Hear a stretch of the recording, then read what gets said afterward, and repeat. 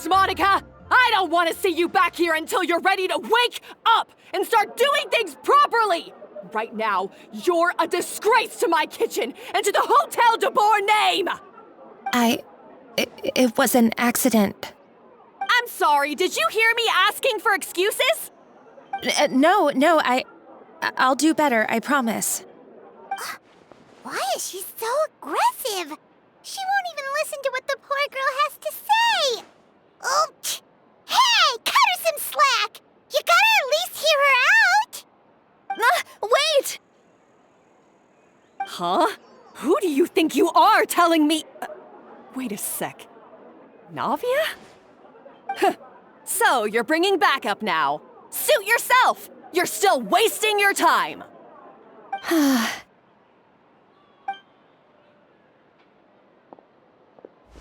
Savannah, is this how you always treat your staff? My staff is right. I'm the one in charge here now. And last time I checked, the Hotel de Boer doesn't take orders from the Spina di Rosula. Of course. How you run your kitchen is none of our business. But when a member of your staff is so overworked he becomes gravely ill, that most definitely is our business.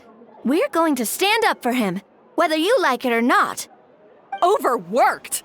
I've said it before and I'll say it again. If Fermont can't handle the job, then tough luck.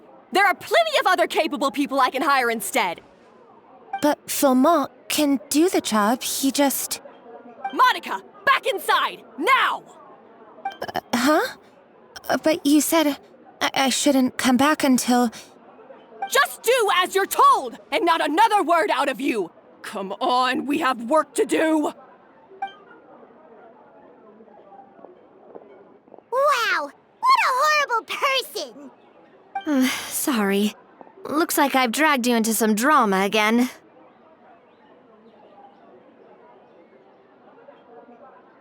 Her name is Savannah. She's the new head chef at Hotel de Boer. Ever since she took the job, she's been enforcing a brutal work regime and putting a huge amount of pressure on her staff. One guy was so overworked, he collapsed from illness. He's been bedridden for days, and he can barely even talk properly. I'm sorry. It's all my fault. I don't deserve to be a chef. At his family's request, the Spina di Rosula is trying to mediate on his behalf. We're not exactly making a ton of progress, as you saw. Savannah is adamant that Vermont's exhaustion and illness have nothing to do with her or how she's been running her kitchen. She's refusing to have any kind of meaningful dialogue with us. Our next thought was to talk to the other chefs at the restaurant and get a better idea of their working conditions. But with Savannah watching them like a hawk, no one has been willing to open up. And that's why I'm here, doing it the old-fashioned way.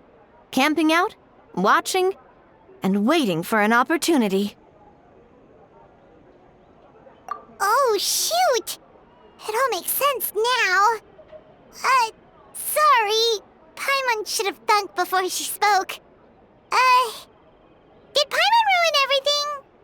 Oh, no, not at all, Paimon. Honestly, the way she was laying into Monica, someone had to step in. I'm sure I would have piped up if you hadn't. And besides, I don't really think I'm built for espionage.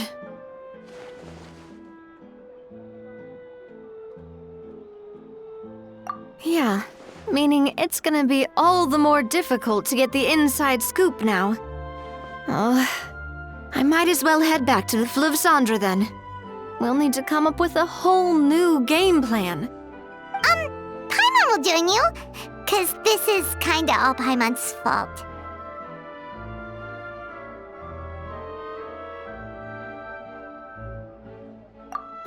Guys, it's fine. You don't need to worry about it. That said, if you were planning to visit the Fleuve Cendre anyway, let me take you out for a meal. I'll make sure it's a proper feast. A really famous chef just joined the Spina di Rosula's tavern. Her name is... Sorry to interrupt. I just wanted to apologize for the scene you witnessed just now. We shouldn't subject our customers to that. This is a small token from us. It's some candy from Monica. She asked me to make sure it was delivered into your hands. Monica's the one apologizing? Huh. Clearly Savannah is the one who owes an apology. Our head chef has been a little highly strung lately. Sorry for everything.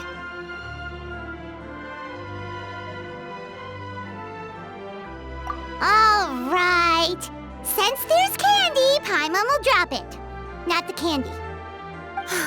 Thank you for understanding. We'll make sure to pass your feedback on to Miss Savannah. A little highly strung, huh?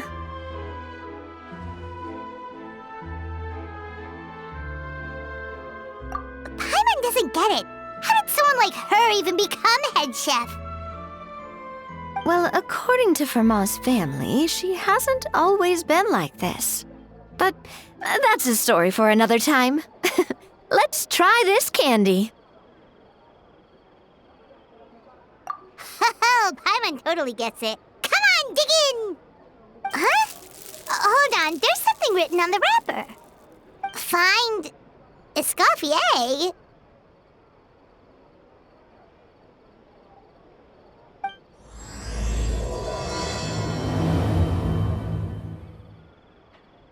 Escoffier?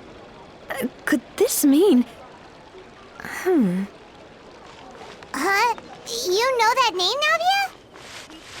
Yeah. Let's stick to the plan and go back to the Fleuve Cendre for now. That's where we'll find Escoffier anyway.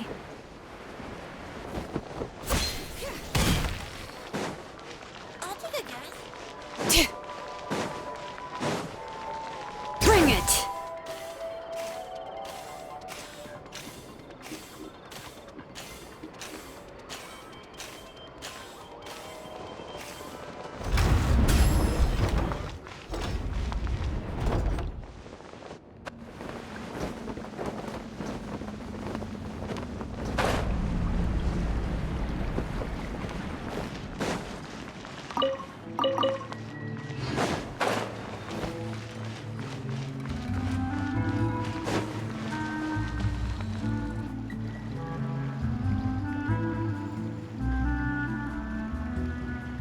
So, who is this Escoffier, anyway?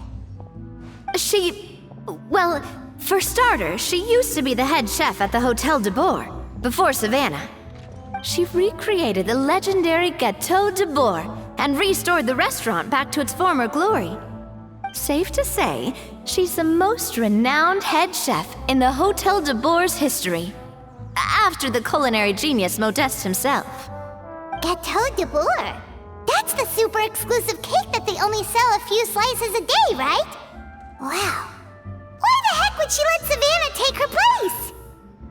Well, apparently, the Hotel de Bourg was reported for a safety incident. Someone claims that the kitchen was adding an illegal substance to their menu. But none of the chefs had any idea how it could have gotten into the food. In the end, Escoffier decided that as head chef, she should take responsibility. And she was sent to the Fortress of Meripede. The Fortress of Meripede?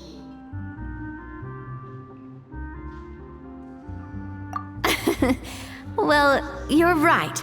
The quantity of the substance they found was fairly minimal. Even the guards believed the whole thing was probably just an accident. Escoffier didn't have to stay in the fortress for long, but still, by the time she returned, the role of head chef had already passed to Savannah.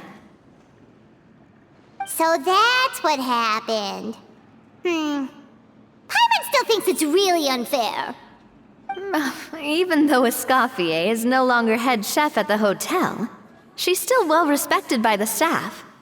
So, I'm guessing what Monica wants is for us to convince Escoffier to try and negotiate with Savannah on the staff's behalf.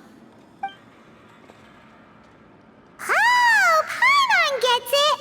Monica wants Escoffier to come back and kick Savannah out.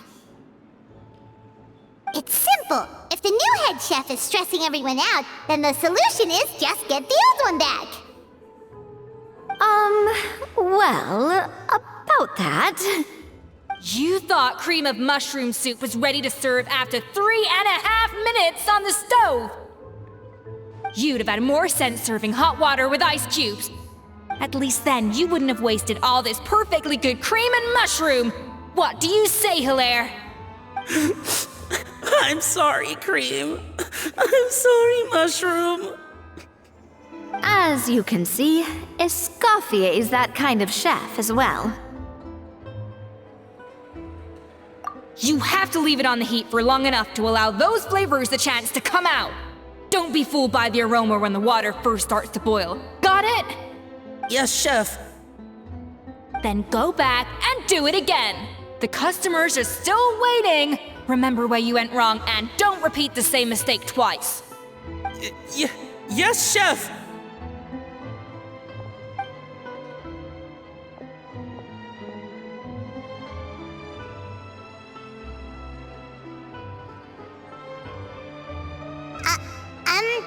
Excuse us,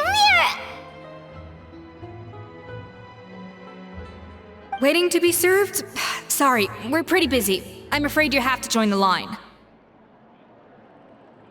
Oh, no, we're not here to eat. So you're not paying customers? Then I'm afraid the wait will be even longer. It's hard to talk to Escoffier when she's in the zone. Let's take a seat. We can catch up while we wait.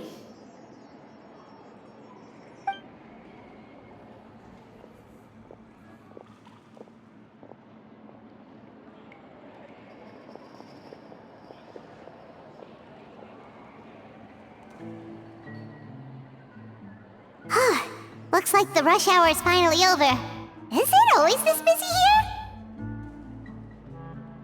These days, yes. I'd say business has tripled since Escoffier joined as temporary head chef.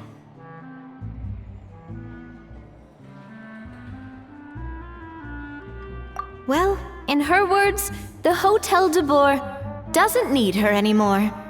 It doesn't look like she's got any plans to go back. I guess I'll be heading off then. Wait, take these home with you. We can't serve them now, and there's no sense in letting them go to waste. Oh, thank you, Chef. For what? Like I said, I just don't want them going to waste. Oh, and tell Fiamma to get well soon, so you're not running yourself ragged every single shift.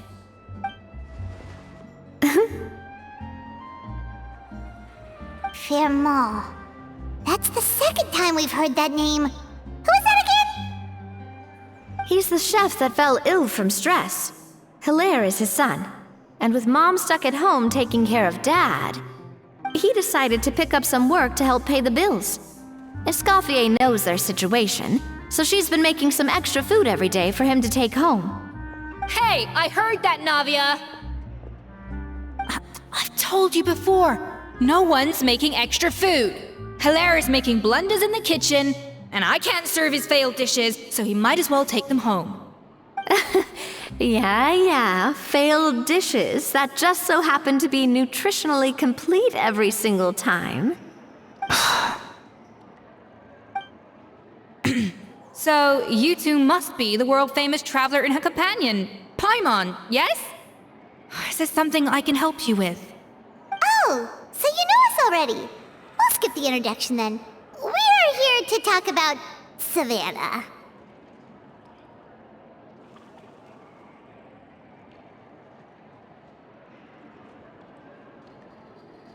I certainly am. The Spina's headquarters are right next to the tavern. And I've lost count of the number of times Navi has come to pester me about it. But I don't work for the Hotel de Boer anymore. And being ex-head chef doesn't give me the right to interfere with that business. Besides, I'm the one who persuaded Savannah to take the job in the first place. What? Well, she was a much gentler person back then. A little timid, even. She wasn't at all confident that she was the right fit for the role. That's hard to believe. Are we definitely talking about the same Savannah here? Honestly, I do wonder if she's just emulating me. I mean, I'm not the most pleasant head chef to be around either.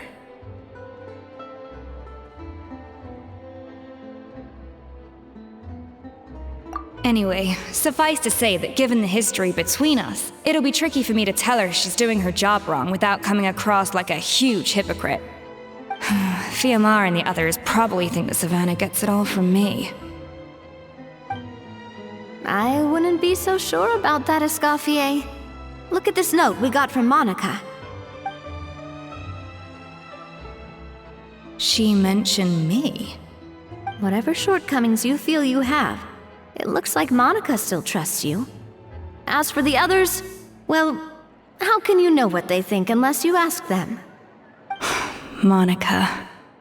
Plus, it's not like we're asking you to storm in there and raise hell. We're only in the initial phase of our investigation. All we're trying to do is get the other chefs to open up to us. Oh, Monica. Oh, Monica! Escoffier? I can't believe her! Powdered sugar is supposed to be applied sparingly. Look at all that on the wrapper. It's thicker than the sole of my shoe. Unbelievable! I won't stand for this. She has to learn. Come on, we're going. Wait, so now she's,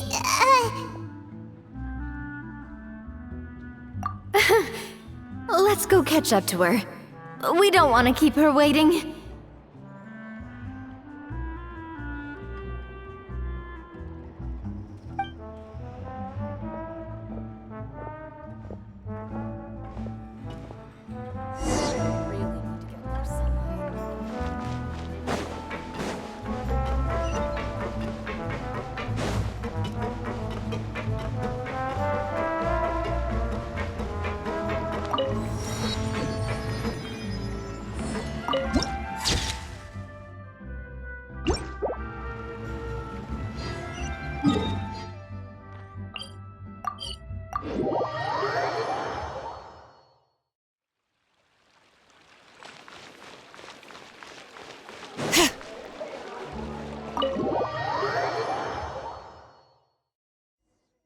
Wait, she looks like...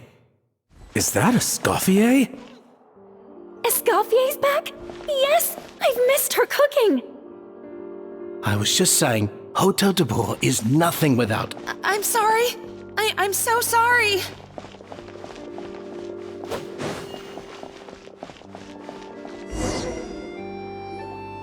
I'm sorry, I'm so sorry. I messed up your order. Oh, I wouldn't go that far. Maybe the taste is a little off, but if you hadn't brought it up, I don't think I would have noticed. But, please, you have to forgive me or Chef is gonna... Okay, I know. I'll kneel before you. What the heck? Get up, Monica! Can't you see that you're just making your customer feel more awkward? Escoffier? If you want forgiveness, then do what any self-respecting chef would do. Make the dish again. And this time, get it right. You cannot go begging your customers to feel sorry for you. Savannah said that I'm not allowed back in the kitchen until I've corrected my mistake. But if I can't go back into the kitchen, I can't do the dish over. That's some backwards logic. How can you fix your mistake without being allowed to cook? If this is what Fermat had to put up with, then no wonder he had a breakdown. We apologize for interrupting your meal, sir. It's fine. With my layman's palate, it's not like I can tell the difference anyway. I was actually quite enjoying my meal until she appeared out of nowhere and started apologizing. Gave me a bit of a fright, to be honest. Oh, well, it's because Chef Savannah tasted a bit of the leftover soup from my pot and then threw me out of the kitchen. Gosh, that's pretty strict. Has she always been that way? I don't recall things being like this when Escoffier was head chef here. I gotta say, you're all looking a little worse for wear these days. I mean, Escoffier was strict too, but I think the difference is that her criticism was more constructive, so you knew what you did wrong and how to improve, and we all knew that it came from a good place. Chef Escoffier was hard on us because she truly wanted us to reach her level. But these days, whenever we make a mistake, we just get told to wake up, get your head in the game, or just do it again. And it's only gotten worse since word got out that Chef Escoffier had started working again in the Fleuve Cendre. Monica, you don't need to call me chef. I'm not the boss here anymore. Yeah, but through no fault of your own. What happened back then, that wasn't on you, and all of us know that. That banquet was a huge event, and so many staff were involved every step of the way. With so many moving parts, there's no way of knowing how that Lumiline ended up in the food we served. Lumiline? What's that? A new drug from the Fontaine Research Institute, produced from an extract of the Lumitoile. Apparently it sharpens the senses, so they used it to treat people with impaired responses to stimuli. Oh, yeah, I've heard about that. They found out you can use it as a flavor enhancer since it stimulates the taste buds. Makes things pretty addictive. They also found that overuse can have mood-altering effects, and even lead to nerve damage. So it quickly ended up on the guards' list of controlled substances. Unfortunately, however, some food products containing the additive had already made it to the market by the time the guards banned it from the restaurant industry. Everyone knows that in all likelihood, someone probably just purchased a batch of contaminated ingredients by mistake. But you took all the blame. We all know why. You just didn't want to see this turn into a place where tensions are constantly running high, because everyone's suspicious of each other all the time. And now look at you, a fry chef in the Fleuve Cendre. What are you trying to say? Sure, the Spina's Tavern is no Hotel de Boer, but come on, it's not that bad, is it? Oh, the Fleuve Cendre, you say? Great. That's where I'm dining from now on. Monica, I'm very happy with my current job. And there's no changing the past. We just have to let bygones be bygones. Besides, at the end of the day, I was the head chef, regardless of whose mistake it was. Ultimately, the responsibility lay with me. If only Savannah was half the boss you were. I'm sorry? Do you have a problem with my conduct as head chef? No, chef. So you do remember who's boss? Escoffier? I thought you'd left this place for good. What are you doing back here? What happened to you, Savannah? Why are you acting like this? When I turned this place over to you, You made me the head chef and gave up your right to tell me how to do my job. You're not the boss here anymore, so stop acting like you own the place. Whoa. Sounds like someone has a chip on her shoulder.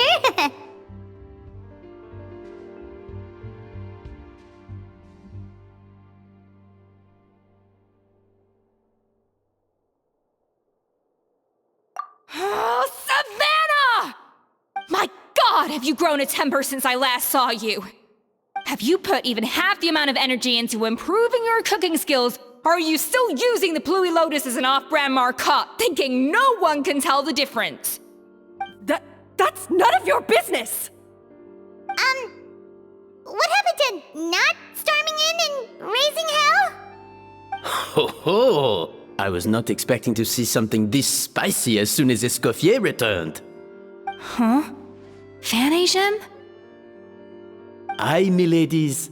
Might I make a humble suggestion? Given that we have ourselves a tête-à-tête between chefs at the Hôtel de Bord, I dare say it would be de rigueur to settle this the traditional way. The traditional way? That can only mean one thing.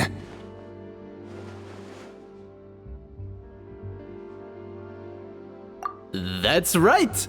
I'm talking, of course, about the tradition established by Modeste himself. The cooking contest! According to legend, the founders of Hotel de Boer, Modeste and Savelli, used this method to resolve all of their disputes. Everything from petty arguments over next week's menu to disagreements over the strategic direction of the restaurant. The cooking contest would decide who had the final say. Huh. Sounds like they had a lot of free time on their hands. Ah, well, it might sound that way to us. But in fact, the cooking contest played an enormous role in motivating chefs to hone their skills, reaching new heights of excellence in the culinary arts. And indeed, the reintroduction of this institution in recent years has surely been instrumental in transforming the Hôtel de Bord into the top-ranking restaurant in Fontaine. Reintroduction? Someone brought it back? Who? What say you, Escoffier? Surely you of all people won't back down from this challenge. It was you who put the rule in place, after all.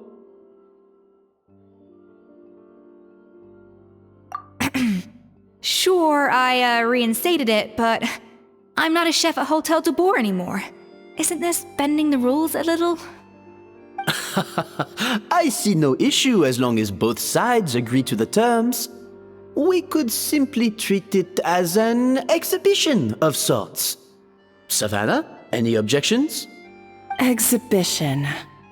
Huh. No.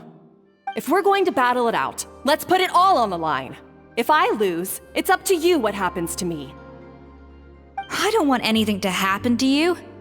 But if you lose, you hand over the Codex de Bord to me. What? The Codex de Bord?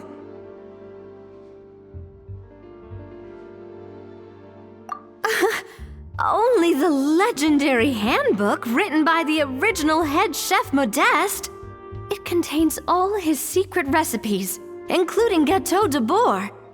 It's the greatest treasure in Fontaine's culinary world, and only the present and former head chefs of the Hôtel de Bord have the right to read it. Present and former? Wait, but that already includes Savannah, though. What do you want that old thing for? You have your own copy, don't you? Don't take me for a fool. You know perfectly well what I mean. I want your copy, the original version, the one you took with you when you left us. I'm sorry, I must be missing something. You know, there's no difference between the original and the copy, right? They contain the exact same recipes. Stop trying to change the topic. What's wrong, Escoffier? Scared you're gonna lose to me? Or are you scared of me getting my hands on the original codex? Savannah, you may remember that we gave her the original as a parting gift, to thank Escoffier for her years of service. Asking for it back feels a little, Oh, I'm sure it won't be an issue, as long as both sides agree to the terms. Those were your words, weren't they? And as for the contest itself, let's make it a bake-off. Gâteau de Bord, per the recipe in the codex. Well, Escoffier, you against me. Are you in or out? You sound surprisingly confident. All right then, let's see how much you've actually grown. I hope you surprise me, Savannah. I'd hate to find out that all you've learned after this long is how to chew people's heads off. Believe me, I'll show you. Escoffier, are you sure this is a good idea? You accepted her terms a little hastily. Oh, it'll be fine. Let's head back to the Fleuve Cendres so I can get prepping.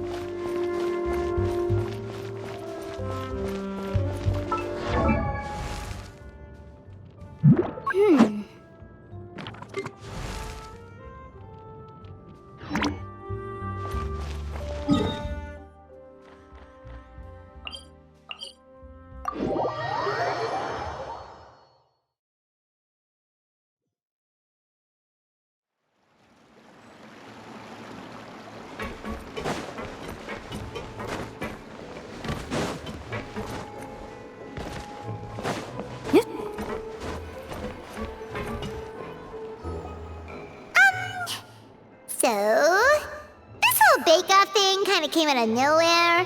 Was it really sensible to just go along with it? Well, I got a sense that she's holding something back. But we chefs always express ourselves in our cooking.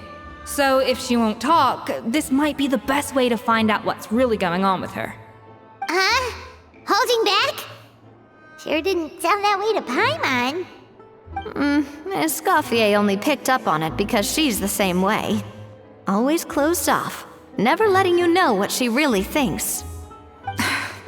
That's patently false, at least where your macarons are concerned. I've been nothing but truthful with you about the disgraceful amount of sugar you use.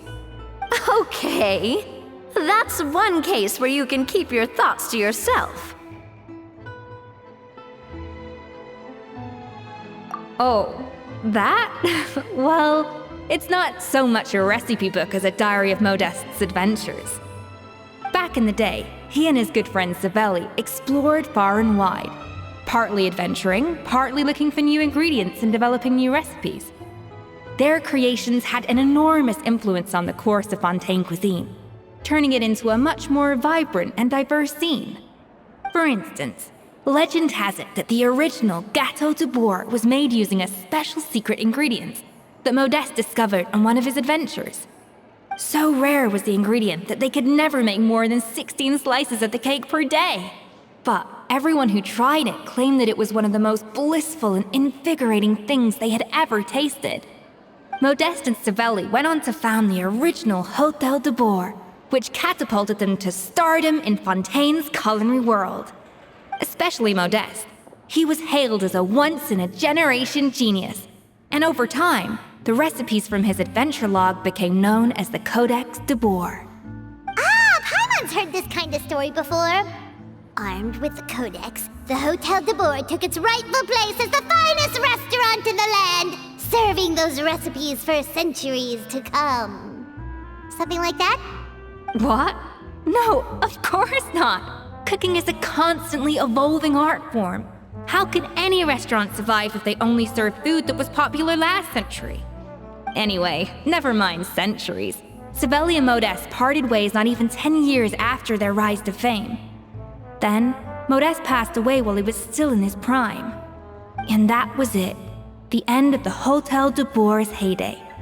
It fell into decline, and for most of its history, it was just a nondescript place with a couple of cheap tables. It's only in recent decades that it started recovering. Even then, it still took numerous relocations and changes of management before we finally ended up with Vanigem and the restaurant we have today. Oh! So the Codex really isn't all that, then. Paimon figured it was like one of those mystical books they have in Liwei's martial arts novels, where the main character learns all their secret powers from. Yes, well, that's fiction, and this is reality. You can't meet the tastes of modern diners by following some ancient recipes from a dusty old book. Case in point. Even the Gâteau de Bourg they sell now is actually Escoffier's reimagination. Wait, really?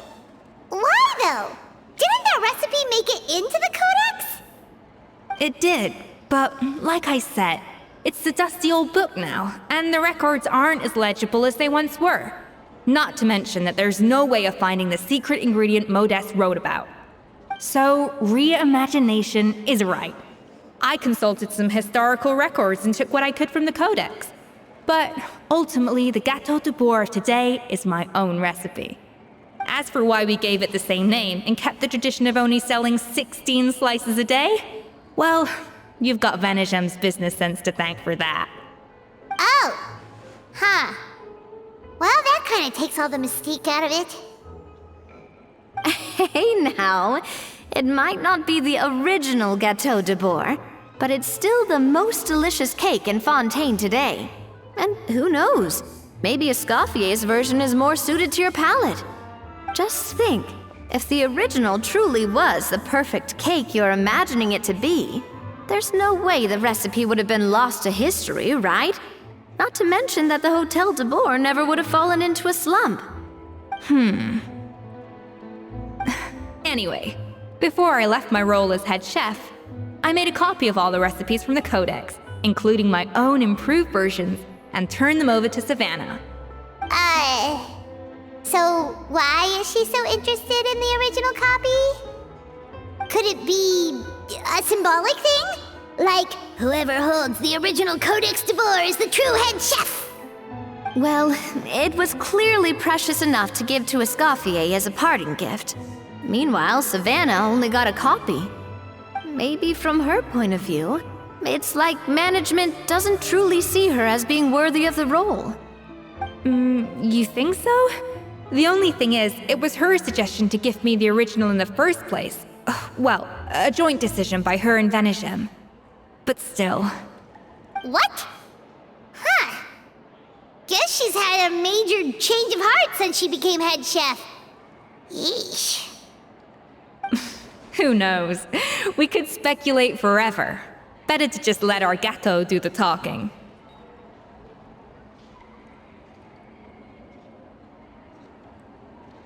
It means besting her in this bake-off, and then getting her to explain herself, even if I have to beat it out of her with a spatula.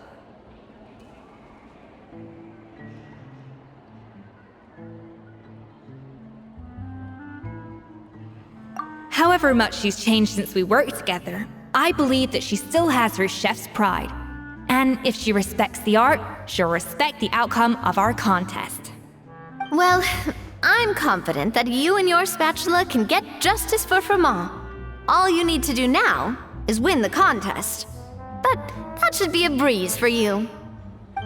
Let's not get too ahead of ourselves. Gâteau de Boer is very complicated to make. Usually, it takes 3 chefs working in tandem to cover everything. Now, if I had to push it, I could probably do the work of 3 chefs myself. But I'd prefer to play it safe if I can find a couple of assistants in time. Well, that's easy. The 3 of us are veterans in the kitchen. You just need to pick 2 of us. Well, I have heard the Traveler is an accomplished cook, as well as a warrior. But be warned, I will hold you to exceptionally high standards. Think you're up to the task? Oh, count me in too. I've spent weeks perfecting my macarons after your scathing review.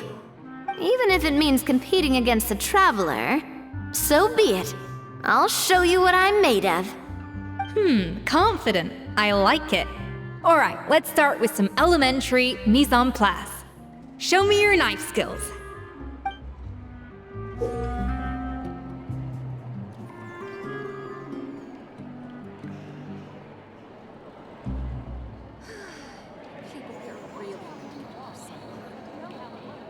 I've always called it chopping stuff up, not mise en place. But it's basically the same thing, right? Looks like you found that easier than I expected.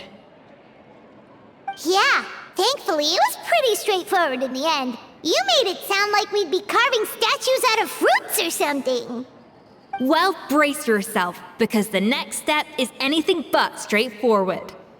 I'll be using this cold press to extract flavor compounds from the ingredients. A kind of special food processor I got the Fontaine Research Institute to make for me.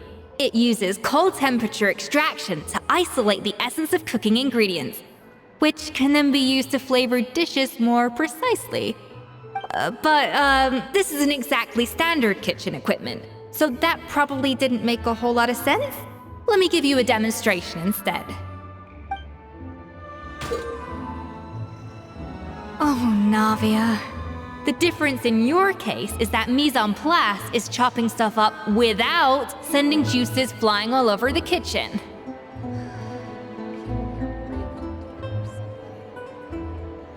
Custom-made equipment from the Fontaine Research Institute, huh? That's some pretty high-tech food prep. Paimon's never used anything this weird before. Cool! And done. These are the flavor compounds extracted from our ingredients. I've processed all the fruit you chopped up earlier.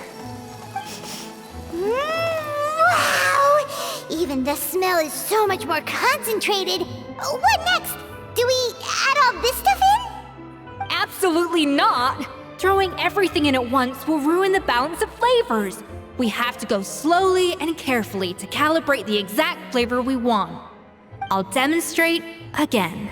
Now, watch closely.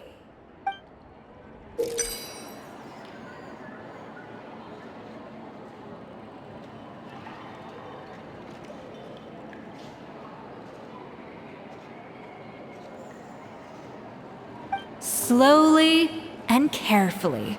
Not.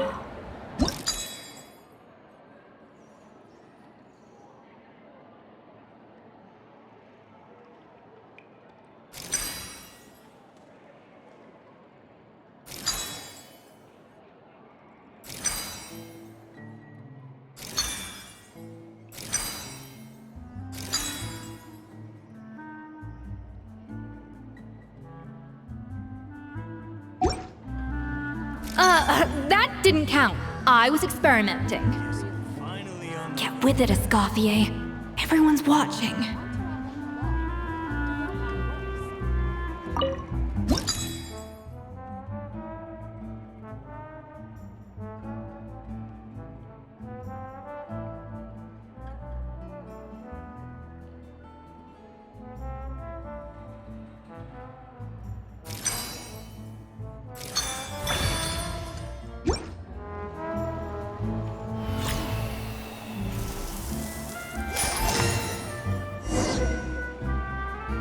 And voila!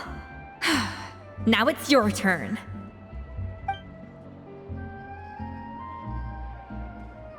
Not terrible. Considering this was everyone's first time blending flavor extracts, it could have been worse. But the traveler's work was surprisingly good. Are you sure you've never done this before? You got almost perfect results on your first try. That goes without saying. Still, credit where credit's due. You did well. Alright, now for the part I've been looking forward to. I want each of you to cook something from the Hotel de Boer's current menu. I'll judge your submissions and give you a final score.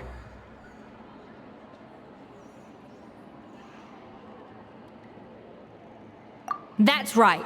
The true test of your cooking skills is the finished product. It'll be good practice for the contest itself. Now get to it. Chop chop!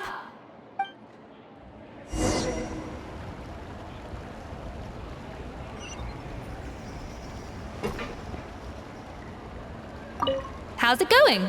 Have you picked a dish yet? Choose wisely. I expect you to present the most delicious thing.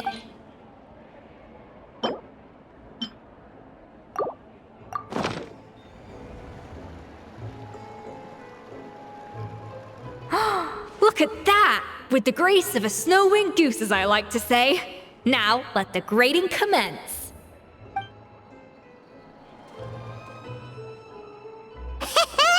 Pretty good, right?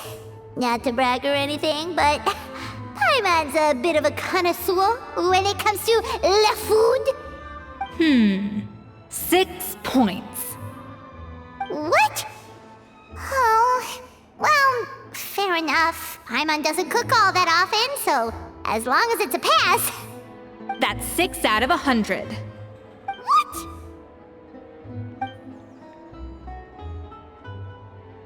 You say you're a connoisseur, but it's quite clear from this dish that you have far more experience consuming food than creating it. By that logic, I suppose you think listening to Lady Farina on repeat every day would make you an opera singer. Aww. Me next! I'll have you know that this batch of macarons has 2 whole tablespoons less sugar than my previous ones. So you went from 12 tablespoons to 10? Well, it's nice to know you actually measured it out. Because it tastes like you just threw in whatever was left in the jar. 6 points. Aww.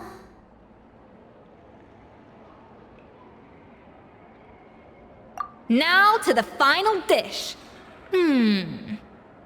So, what do you think? This is our last hope. 8 points. Darn, that's barely higher than what we got. Not exactly. The color is spot on. Beautiful aroma. Excellent presentation. I have to give this one 8 points out of 10. Maybe even 9 points. Huh? How did you pull that off?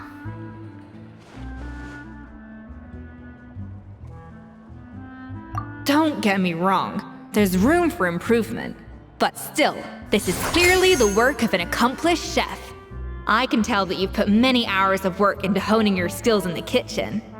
I can really taste the grace of the snow-winged goose in this dish. The traveler's journey, with all its trials, tribulations, and setbacks. Not to mention the frustrations of having a picky eater for a partner.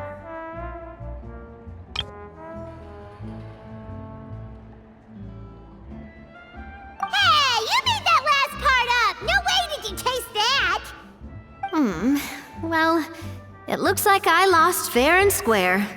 I guess you'll be taking the Traveler as one of your assistants then? But if it takes 3 chefs, that still leaves 1 slot remaining. Maybe Paimon and Navia should keep practicing and see how it goes? Chef Escoffier! Oh, it's Hilaire! What brings you here? I heard the news about the cooking contest. You're doing Gâteau de Bourg, right? I was just wondering if you needed any help? And you think you're up to the task, do you? Oh, no, I know I'm not there yet. It's actually my dad who wanted to help. Firma, last I heard, you could barely get out of bed. Chef Escoffier, Navia, Traveler, thank you all so much for everything you're doing for me and my family. I've had enough of sitting around at home while you run yourselves ragged. If you let me, I'd like to help you win this cooking contest.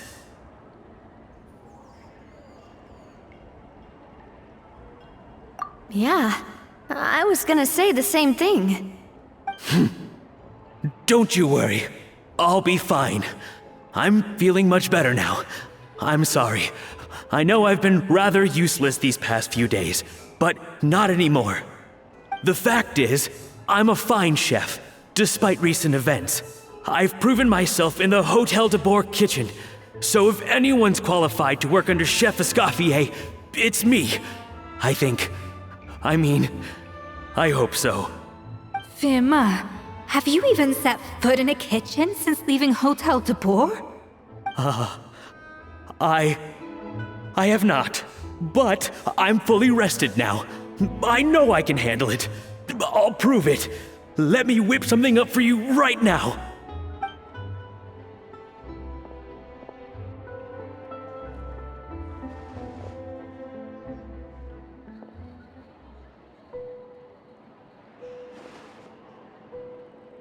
Huh? That's strange. Why are my hands shaking? What do you call this, Firma? I can't seem to grip my knife. Do it again! Again! Again! I... Hopeless. Get out of my kitchen yesterday.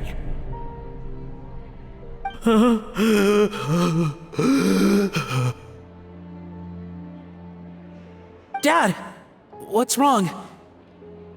I don't understand. I was feeling so much better, and then Will I never be able to work in a kitchen again? Dad, talk to me. What happened? I think the real issue here is not physical exhaustion, but psychological trauma. Monica, when did you get here?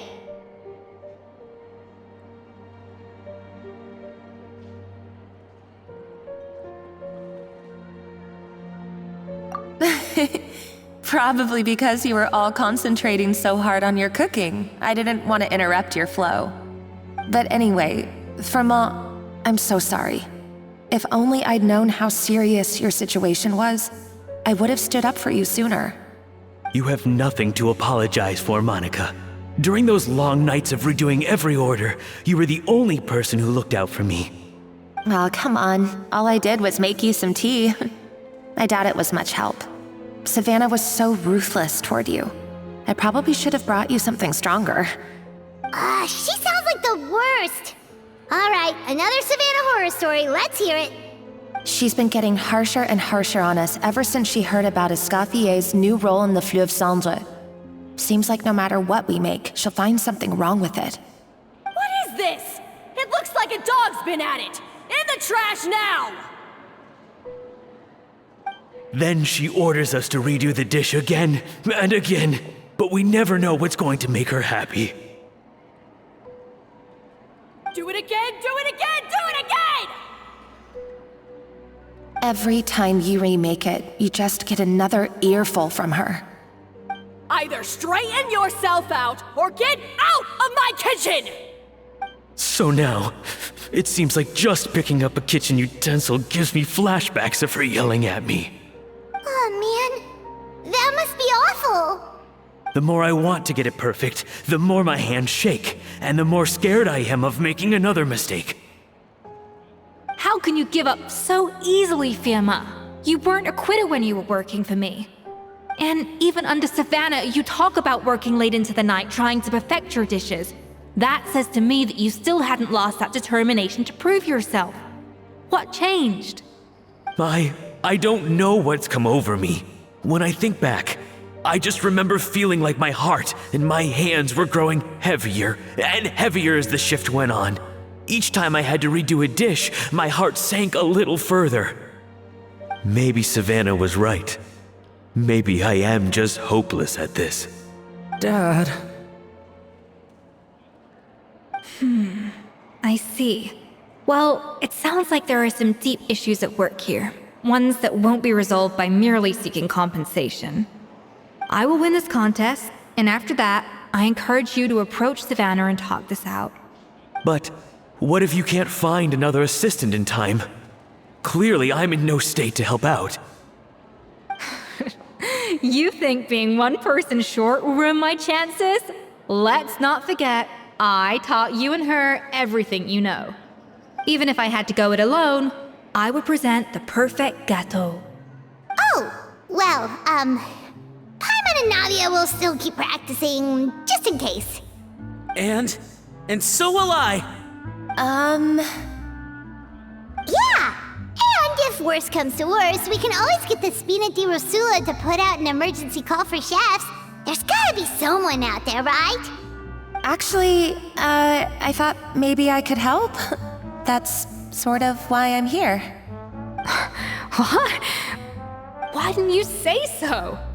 I was going to, but then... well, this is the first chance I got. You do this for us? Thank you so much, Monica.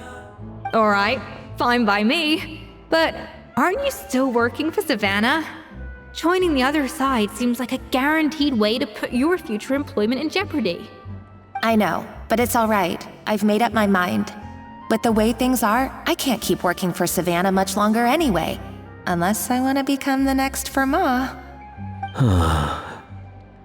I'm done with sucking it up. It's time to try and turn things around. If this cooking contest can get Savannah to see the error of her ways, then I'm sure she'll forgive me for this.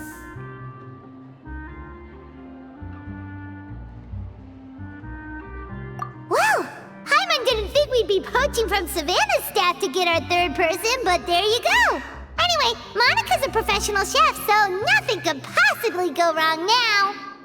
Great! Then it's settled. And to congratulate you all on making the team, I propose a Spina-sponsored meal to celebrate. Spina-sponsored? Wait, you mean I'm cooking? Well, I promised the traveler a feast in the Fleuve Cendre. And I know how much you've been looking forward to it. Yeah! Feast, feast, feast!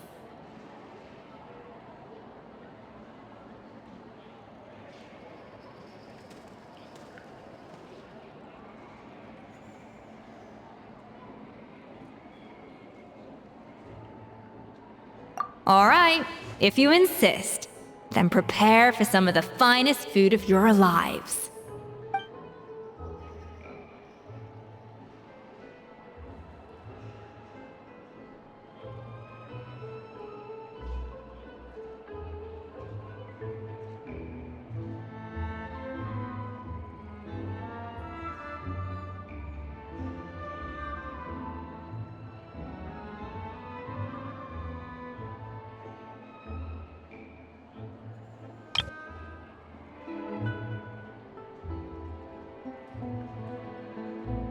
That's not a bad idea, actually. Wait, hold on. You need to finesse that further.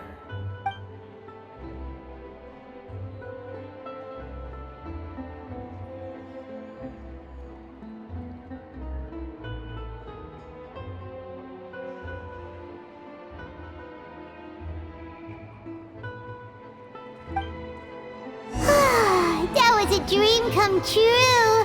Paimon never knew Fontanian cuisine could be this good. I guess I'm finally on the right path.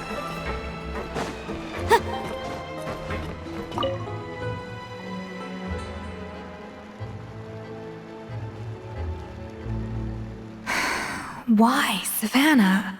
Why?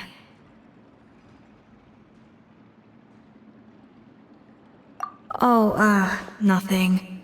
I was just flicking through the original Codex de Boer. I wanted to see if there was anything I'm missing. Something I hadn't noticed before. That might explain why Savannah's so desperate to get her hands on it. But I can't find anything. It's just some hastily scribbled recipes in between diary entries from Modeste's adventuring phase. And most of it's not even legible anymore. The copy I gave her not only has all the recipes in full, but even includes my own private tips and notes from years of experience. Surely that's infinitely more useful than this old thing.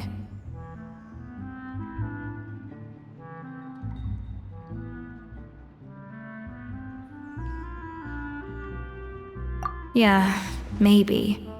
Still, it's just hard for me to imagine that the Savannah I knew would go to all this effort just to make a point. We were. At least I always thought we were. She was a little shy, but meticulous with everything and everyone she dealt with. She made a few mistakes here and there, but she was quick to correct them whenever they were pointed out. And she was always striving to improve as a chef. Those qualities are why I recommended her to replace me as head chef. I never imagined for 1 second that she'd cause Fiamma and the other staff so much grief.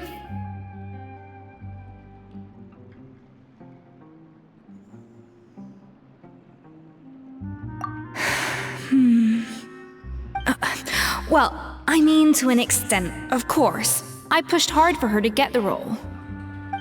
And the idea that she turned out like this because of me is difficult to come to terms with. I wonder if this is how Modeste felt back when he was writing the Codex.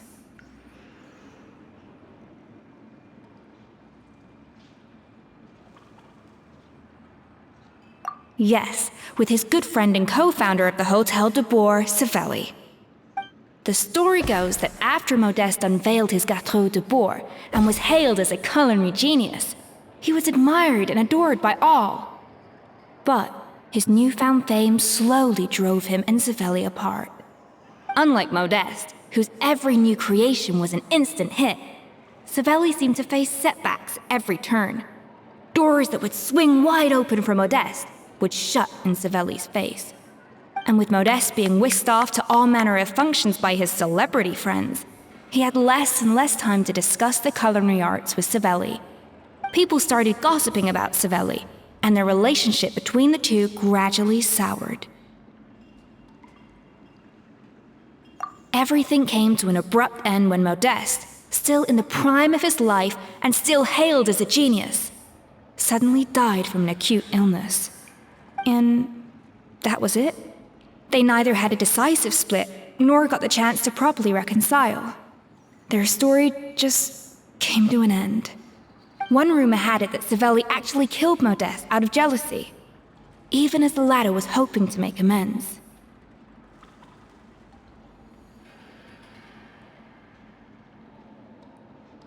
Unlikely. It's a popular theory, but there's no real basis for it.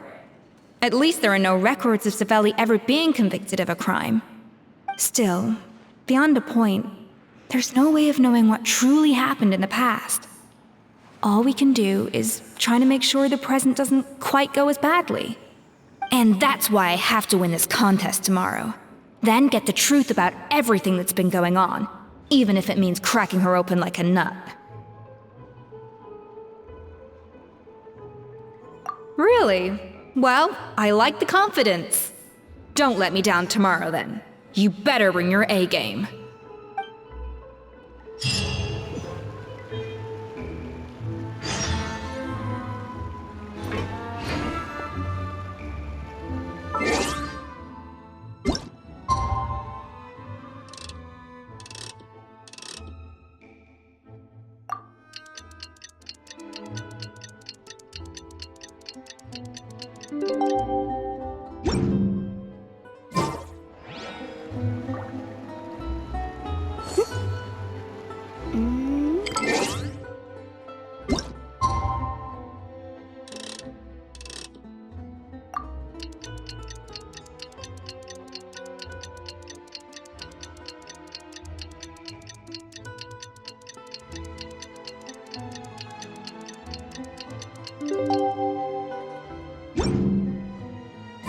It's Cooking Contest Day! To the Hotel de Boer! Toot sweet!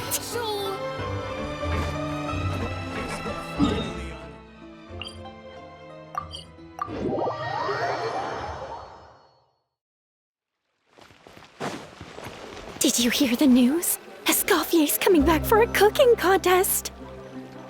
Wait, seriously? Escoffier in a cooking contest? Now that I've got to see! I don't get it. Why would anyone in their right mind challenge her to a cooking contest? You cannot just rely on the ocean's self-cleaning ability.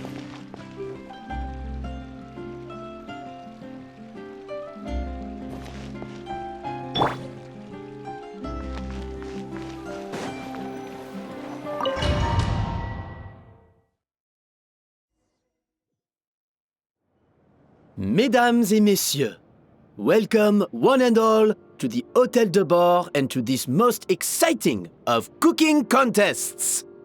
Savannah, I brought the original copy of the codex you asked for. Monica? Huh. In the interests of fairness, this contest will be conducted in a double-blind format. Once the dishes are complete, they will be sent to the back of the kitchen where they'll each receive a label. The labels will be placed out of sight underneath the plates, only to be revealed after the judges have sampled them and reached a final verdict. This is to ensure that no one will know which dish is made by which contestant. As one of the judges, I promise to be fair and impartial. When my meal got interrupted yesterday, I never thought this is how they'd make it up to me. Getting a seat on the judging panel is a pretty sweet deal. Both contestants have taken their positions. Then, without further ado, let the Hôtel de Bord cooking contest commence!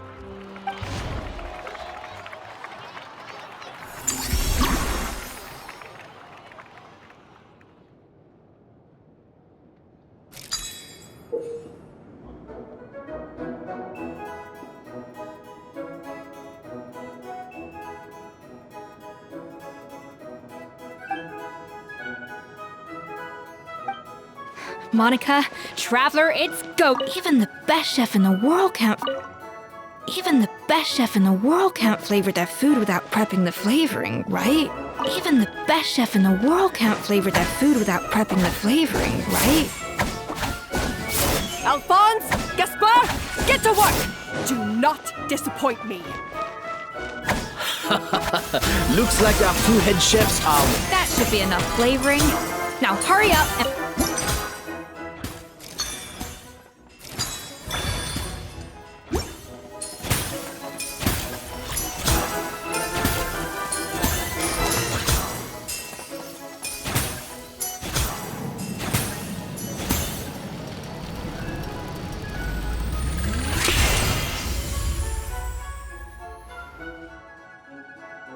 Come on, Escoffier!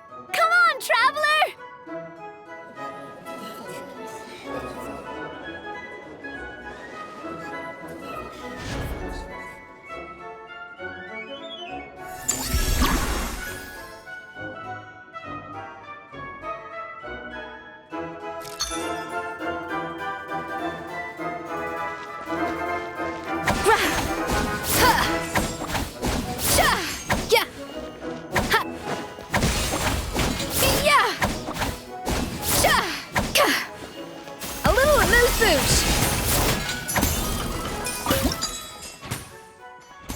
The balance of flavors is about right, but the quantity is too low.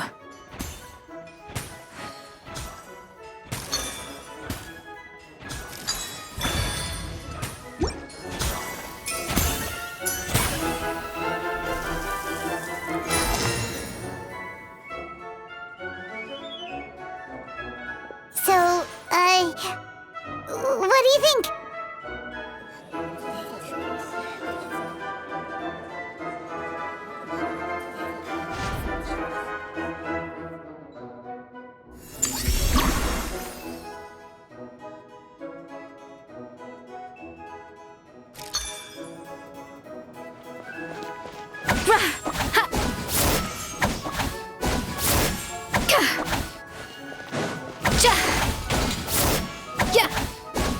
Escoffier is already on the final step of the recipe.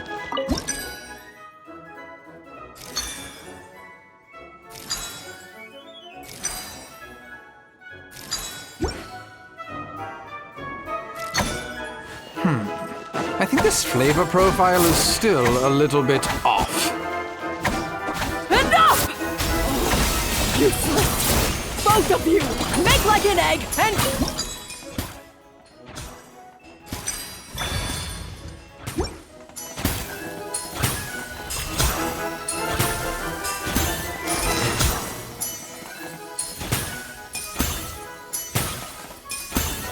You can't match Escoffier's talent.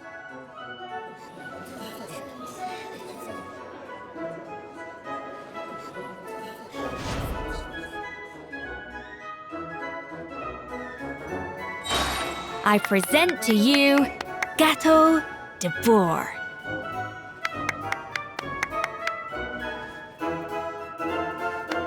Goose on the loose!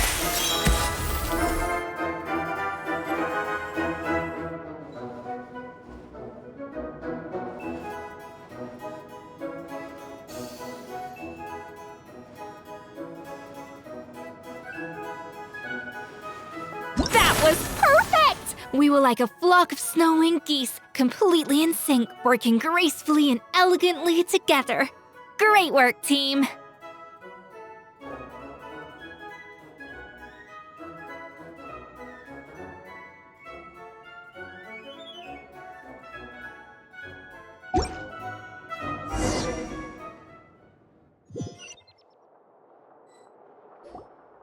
Time's up!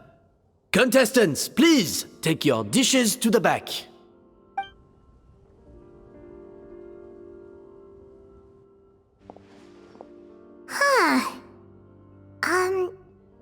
That guy was right.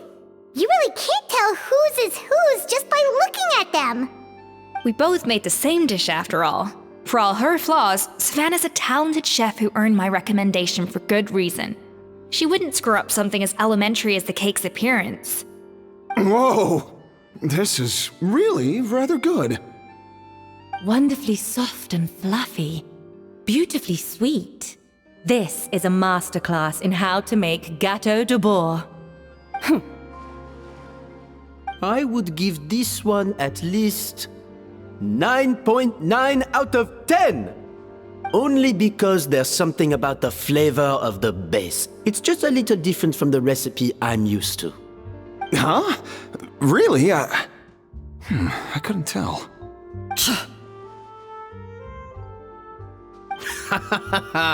All right, on to gâteau number 2.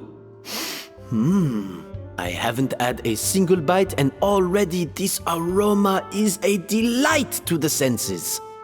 I have a feeling that this gâteau will be a gâteau for the ages. How exciting! I'm gonna dig in.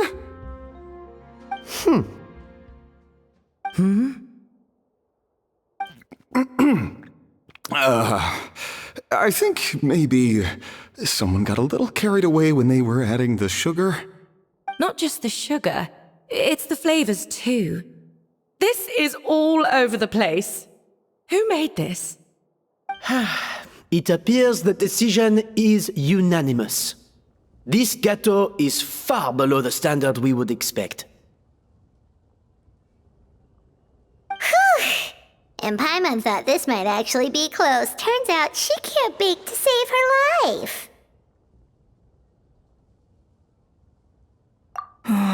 Something's not right here. Savannah may not be perfect, but no way is she this sloppy. I can now declare that the creator of the first gâteau has won this cooking contest. Now, all that remains is to turn the plate over and reveal the chef's name underneath. What? It's Savannah? No! That's impossible! Hey, Savannah! You cheated, didn't you? You cheater! What did you do? Oh, you swapped the plates, didn't you? Well, someone's a sore loser. These cakes went from the oven to the judge's table without me ever laying a finger on them. And everyone here can attest to that. It was Vanejem's staff who labeled them in the kitchen. If you're looking to accuse someone, why don't you start with them? Isn't it more likely that Escoffier's lost her edge? Oh, or maybe her assistants let the team down. You take that back! Judges, we demand a rematch.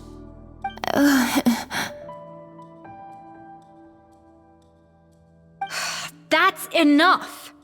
What's done is done. As head chef, or rather as team lead, I take responsibility for the dish I served. Whatever went wrong and however it happened, I should have spotted it.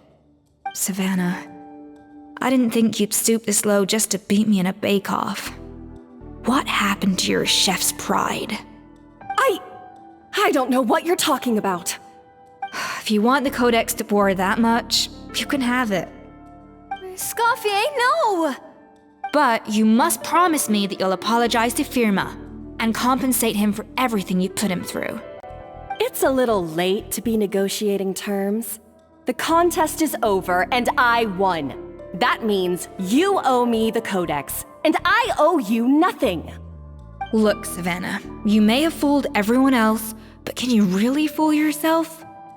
What I'm offering is to accept defeat without looking to expose what you've done.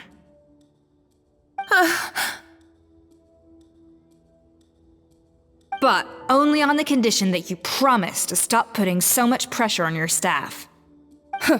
Fine. I'll treat this as your final handover of duties from one head chef to the next. So, will that be all, ex-head chef? Or is there any other unfinished business you'd like to leave in my hands?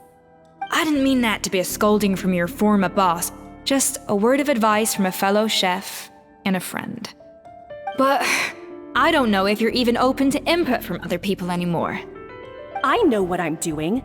I don't need your advice. All right, fine. I'm glad to hear it.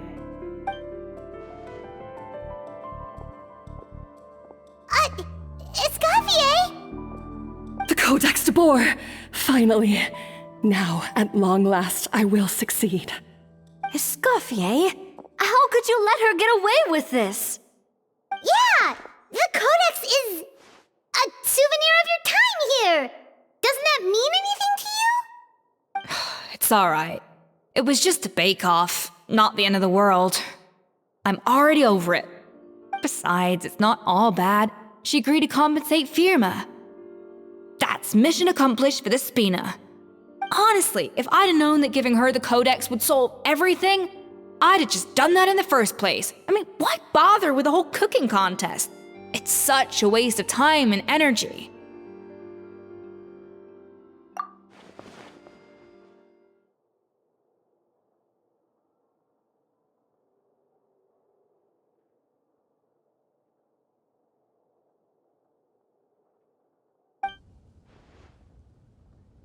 No.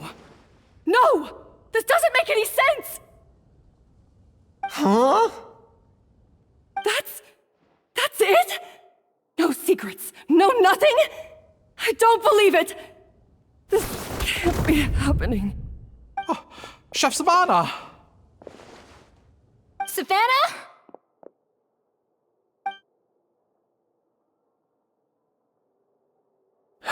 It's nothing life-threatening. Just a lot of pent-up stress and exhaustion.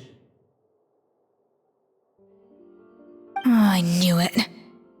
Pent-up stress?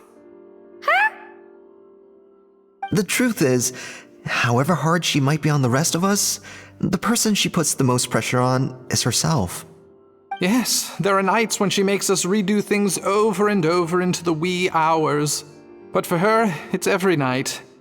She'll hide herself away in the kitchen, working on new techniques and recipes, and only realize how long she's been at it when we come to work the following morning. But why? Why would she do that?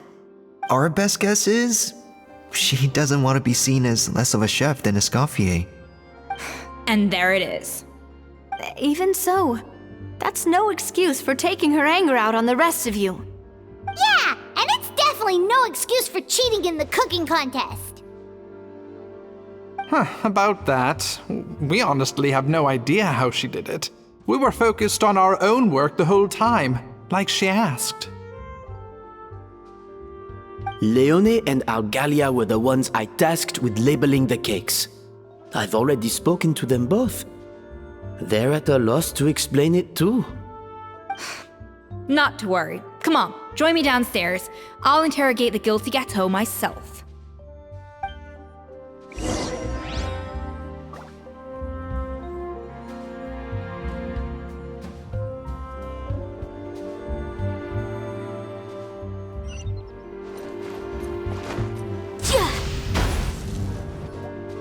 Well, how is it? Have you figured out what it was? Oh, this is aggravated assault on my palate.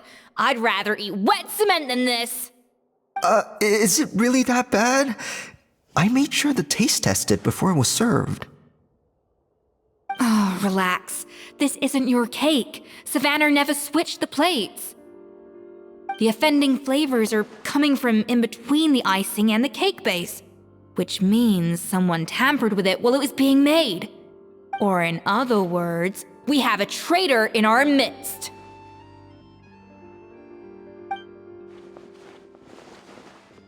I'm sorry. I was forced into it.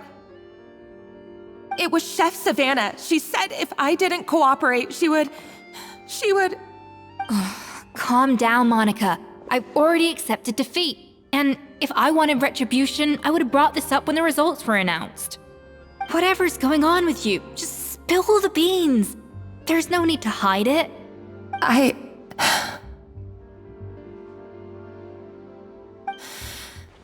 I was the one who caused the food safety incident that one time. Food safety? Wait, you mean the Lumaline incident? So you procured the contaminated ingredients? I think so. Savannah and I were on procurement that day. I didn't check everything as well as I should have, and so I let contaminated ingredients make it into the kitchen. But I swear I didn't do it on purpose. I had no idea there was an issue with them, and I didn't know it would end up with Escoffier going to jail. But the last thing I expected was for Savannah to use it as leverage to blackmail me with... This is crazy! So Savannah pressured you into sabotaging Escoffier's cake by threatening to expose your secret if you didn't? I know, it's terrible. I'm so sorry. I was so scared.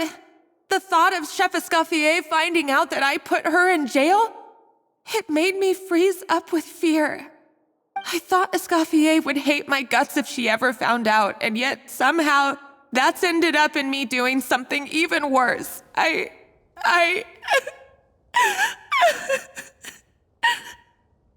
Seriously?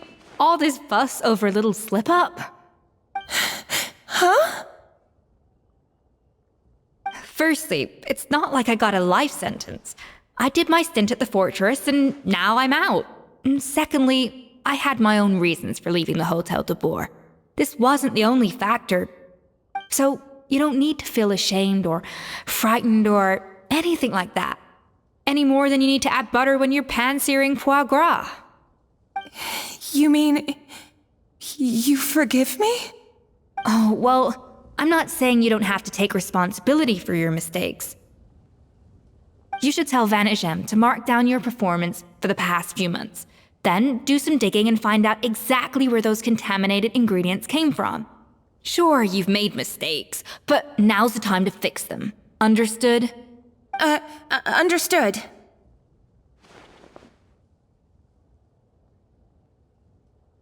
Good. Now, back to Savannah. What about the original codex would compel her to resort to blackmail?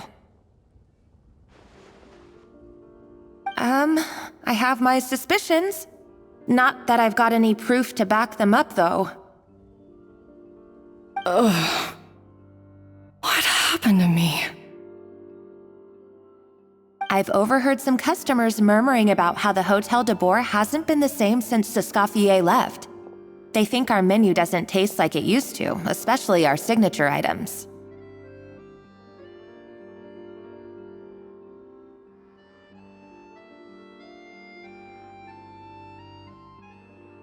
Now that you mention it, I noticed it during the contest too. I couldn't put my finger on it, but the flavor seems subtly different from how it used to be. But the difference was so small, I'm sure no one would notice it besides our most loyal customers and true dessert connoisseurs. Still, as head chef, it's easy to see why Savannah would get so hung up on it.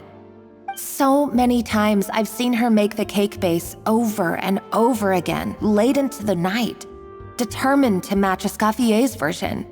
But something's always slightly off every time. Yeah, I've noticed that too. Never really gave it much thought, though. Thinking back on it now, it's clear that Savannah's been in a downward spiral ever since Escoffier left. She wants to prove that she can fill Escoffier's shoes. That's gotta be the reason. But after countless setbacks, she's getting more and more unhinged. And at some point along the way, she switched from doubting herself to doubting Escoffier. Doubting Escoffier? For what?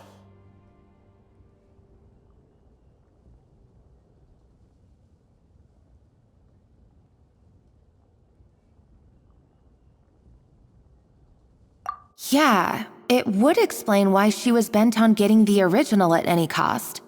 She must have thought Escoffier purposely omitted key details from her recipes when she copied them out. Also, she could retain her place as the #1 chef in Fontaine, the only one privy to all the secrets of the trade. Oh, for goodness sake, what a stupid idea. Of course. Then she finally got the codex only to discover that the secret recipes she's been pining for don't exist at all. Seeing how utterly wrong she was must have been a real shock to the system. It probably brought up everything at once. It overwhelmed her, and she passed out. There's still one thing that doesn't make sense, though. If Savannah had the real recipe all along, how come it tasted different?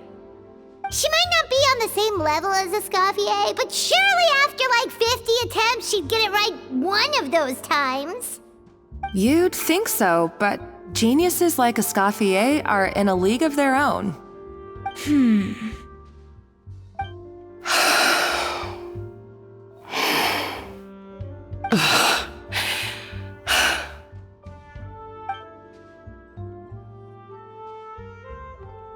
New head chef, you say?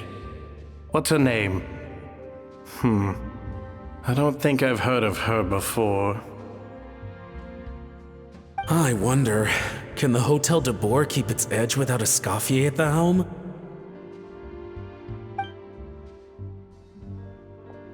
This tastes different from last time. Is it undercooked or something?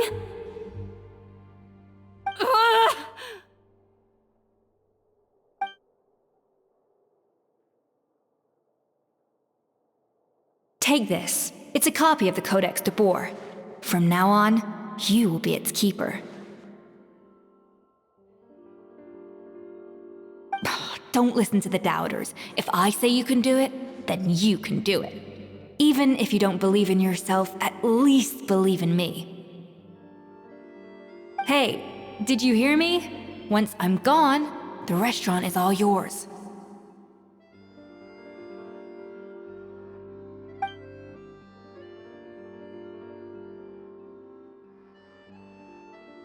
All this time, I've been blaming other people, but maybe I'm the problem.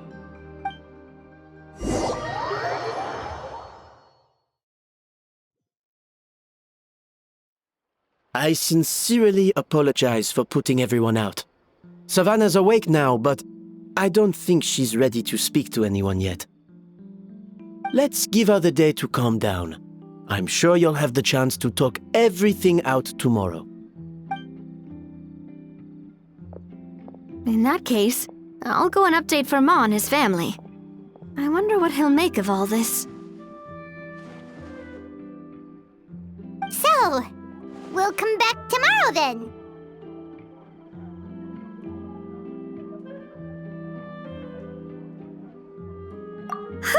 That was a long day. I think I've earned myself a sweet treat when I get back home. Oh, nice! Macarons? Or are you gonna switch it up this time?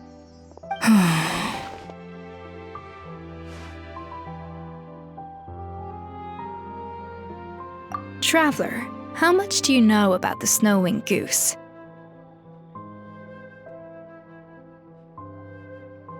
Every year, they migrate long distances in search of a suitable home. There's always one goose at the front whose job is to lead the flock. Fontaine poets often use the image of that goose to explore the ideas about leadership and genius. They usually imagine someone who's a cut above the rest, a model of perfection. But what those poets don't know is that during a migration, the lead goose is always changing. Once the lead goose shows signs of fatigue, it retreats to the back of the flock and allows another goose to take its place. So the truth is that leadership, with all the responsibilities and pressures that come with it, it's something that everyone takes turns at. But we humans completely miss that fact when we project our own ideas about social hierarchies onto them. I guess what I'm saying is, I don't buy into this notion that there's some sort of gulf between normal and genius.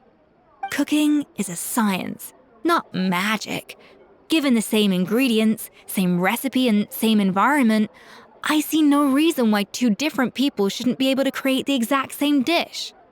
Of course, some people have a more sensitive palate than others, and some people are just born bolder or more conscientious.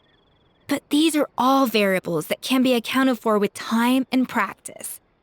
I'd have no reason to expect so much from others if I believed that perfection can only come from the hands of a genius. The only reason I hold people to high standards is because, well, I believe they're capable of greatness.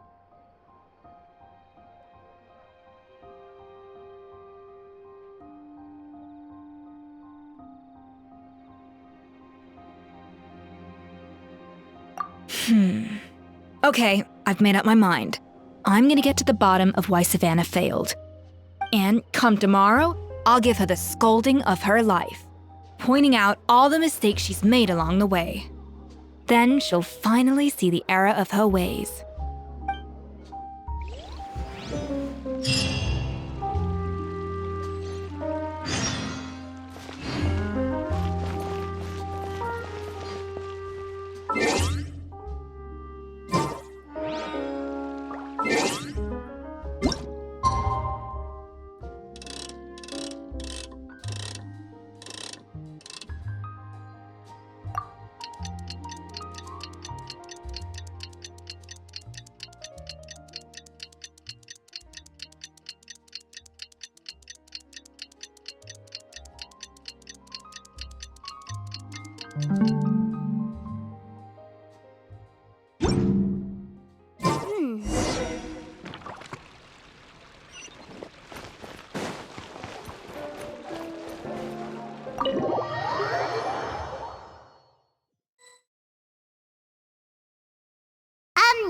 Why are we here so early? Our meeting with Vanigem isn't for a while. Check on her? Why? What happened? Oh no. Escoffier, are you alright?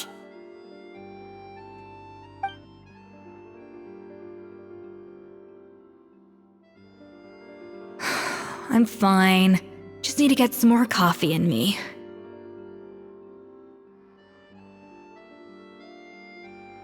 Huh?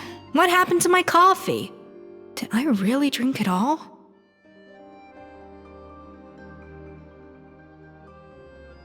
Alright. Thanks. I appreciate it. Well, there's cooking facilities here. Or we could just grab a cup of coffee from Cafe Lutece, but either way, hurry!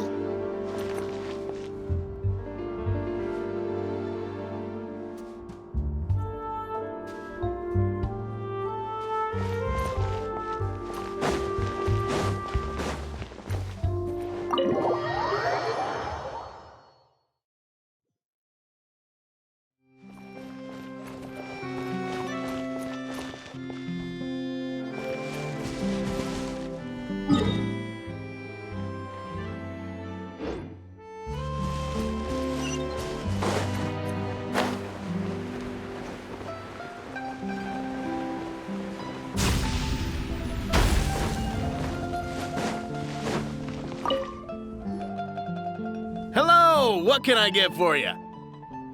Sure thing. We're here to go. Huh? Oh, I see. First cup of the season. Yeah, I get it. Young people these days do love their little surprises.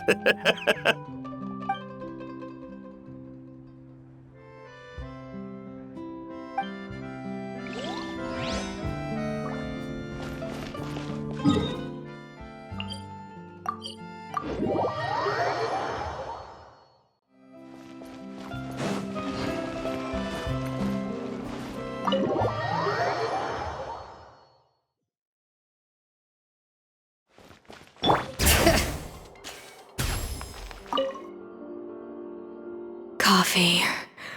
Need coffee.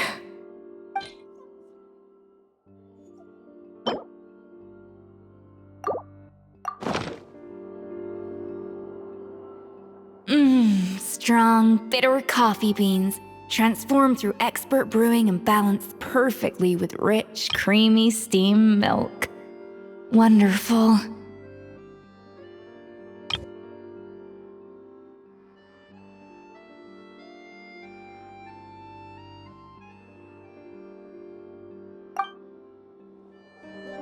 I feel much better now. Thank you so much, Traveler and Paimon. Glad to hear it, but make sure to catch up on your sleep when you get the chance. I think I figured out where the problem lies. Honestly, it's ridiculous. I don't know whether to laugh or cry. Wait, what investigation? What are you guys talking about? I'll save it for when everyone else gets here. It's so stupidly small, I can't believe it's caused so much drama.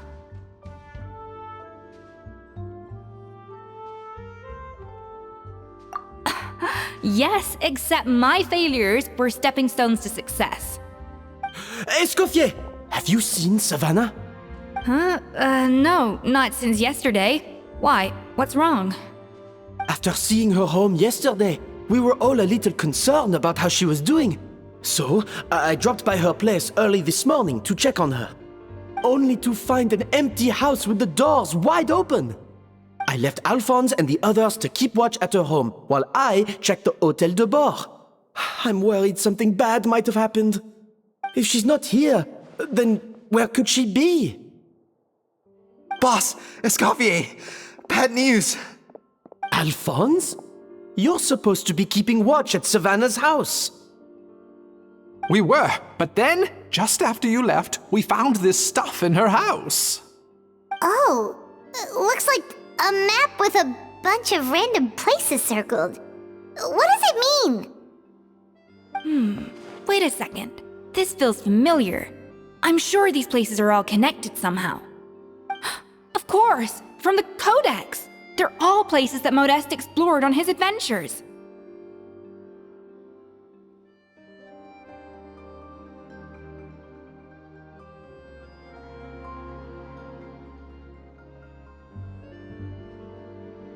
Yeah, but I don't understand. The adventure logs in the codex are too fragmented to be of any use. How come this map shows all the missing details? The Codex de Bord? Then this place marked in red out at sea. Could that be the fabled birthplace of Gâteau de Bord? Seriously? So now she set her sights on finding the original recipe and beating Escoffier that way? Geez, Savannah. Anything to overcome a Gâteau plateau, huh? Ugh, idiot! Does she have a death wish? Those ruins are thousands of years old. Hold on, there's more. Besides the map, we also found these letters.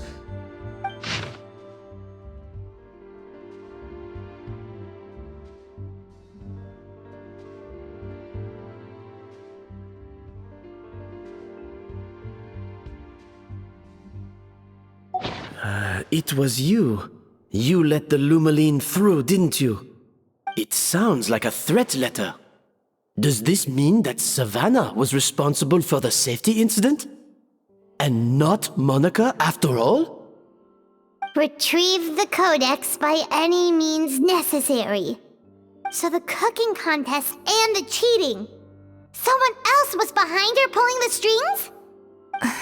She's keeping the true recipe to herself.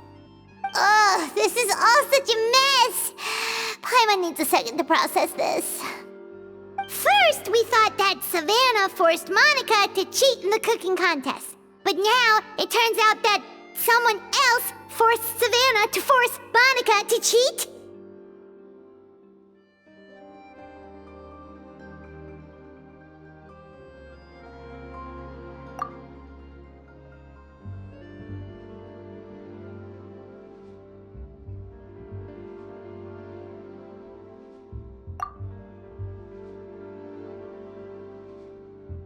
You're finally here.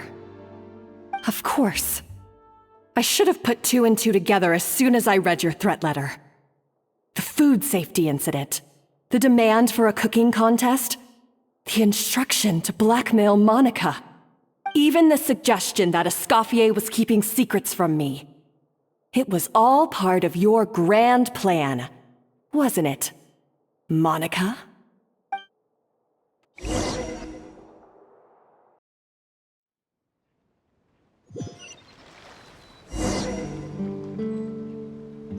We should be getting close to the spot marked on the map. Ugh, of all the stupid things she's done, this really takes the cake. The moment we find her, I'm gonna curse the living daylights out of her.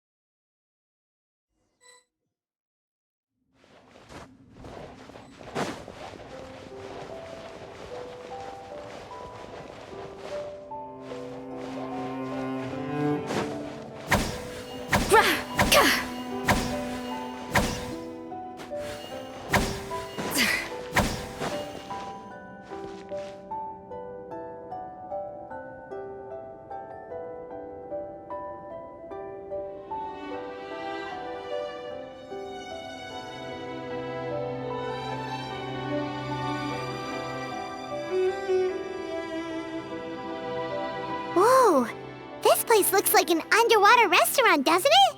Suddenly, the idea of an adventure chef finding secret ingredients makes a whole lot more sense. I think Modest's codex mentioned this place. A public bath from the time of Remoria.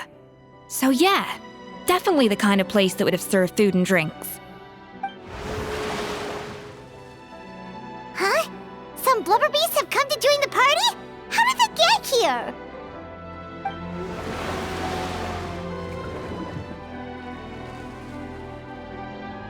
Aw, they ran off! That could be easier said than done. Something's blocking the entrance. Well, did Modeste mention it in his adventure logs by any chance?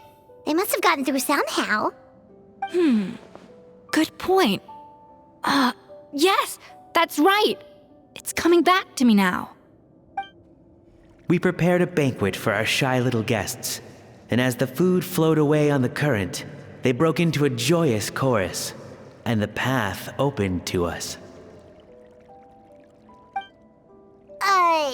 We have to feed the blubber beasts?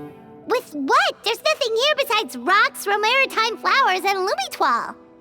See, this is why you should always bring snacks. You never know when you're gonna need them. Now we have to head all the way back to shore and grab some. There's no time for that. Romaritime flowers and lumitoile will have to do. They may not look appetizing to us, but who knows? They could be blubber beast delicacies. Wait, we're seriously gonna try this?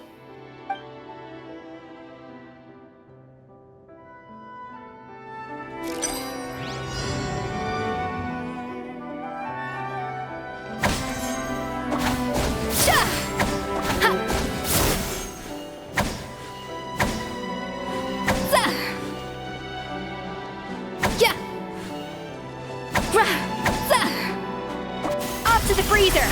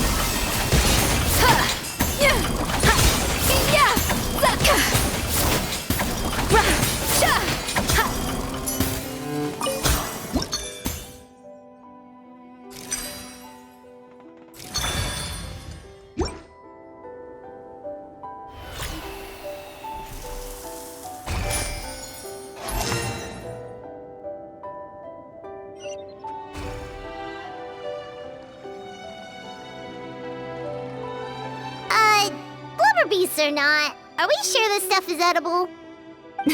Trust me, they'll love it. Oh, good question. If we try to put them in the pool, we'll probably just scare them off again, and who knows how long they'll be gone. Yes, we can't afford to wait for them to double back. Oh, what was it that Modeste said again? Something about the food flowing away on the current.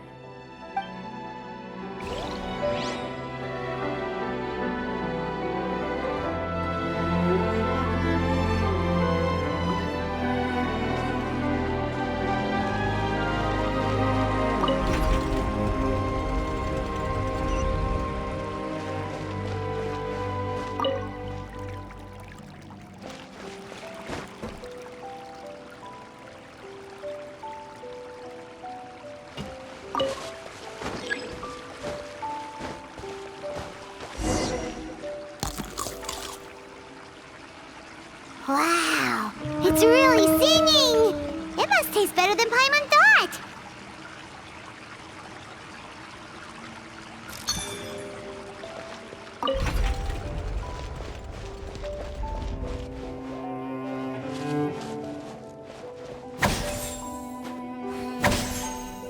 The tracks turned back again. Oh, so annoying.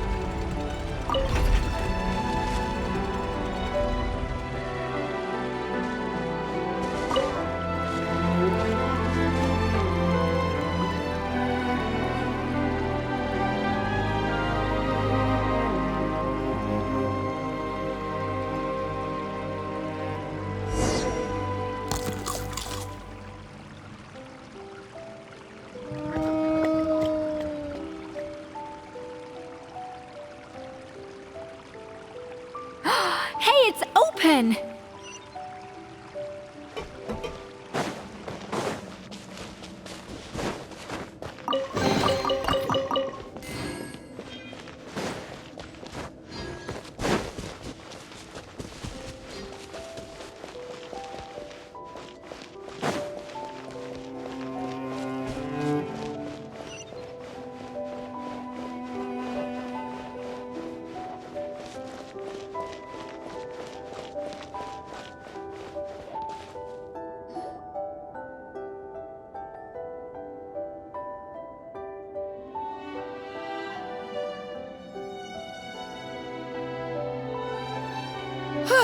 Hey, give me your water. Here. I said your water, the one you just drank out of? Sure.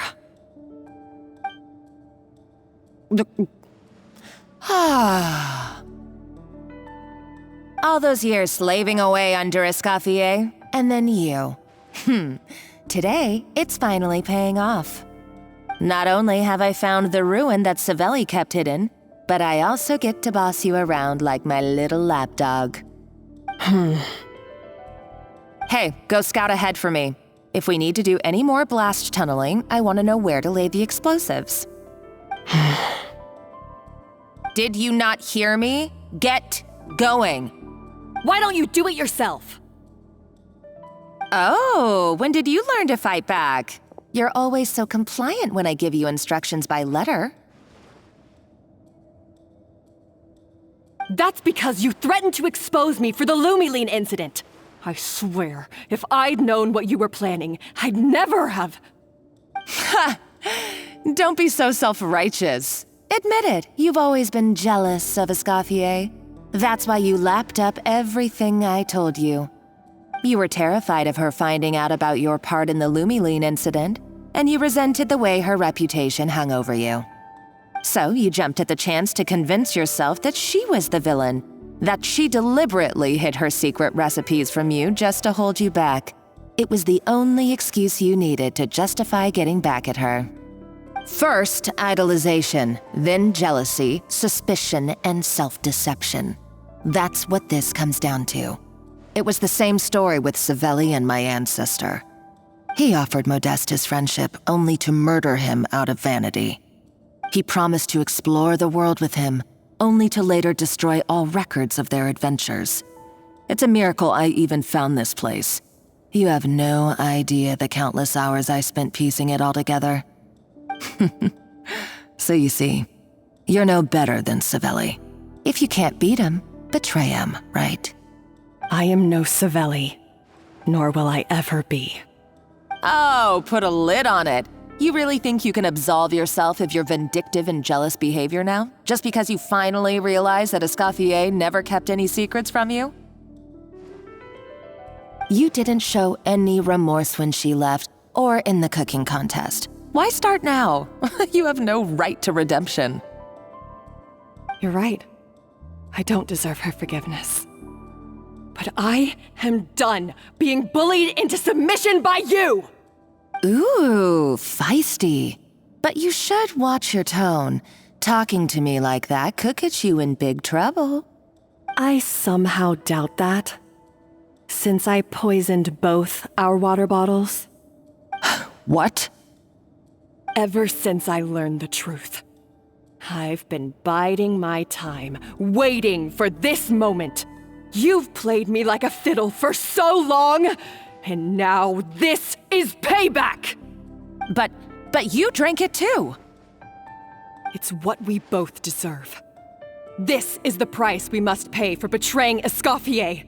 You'll die here with me, Monica! You.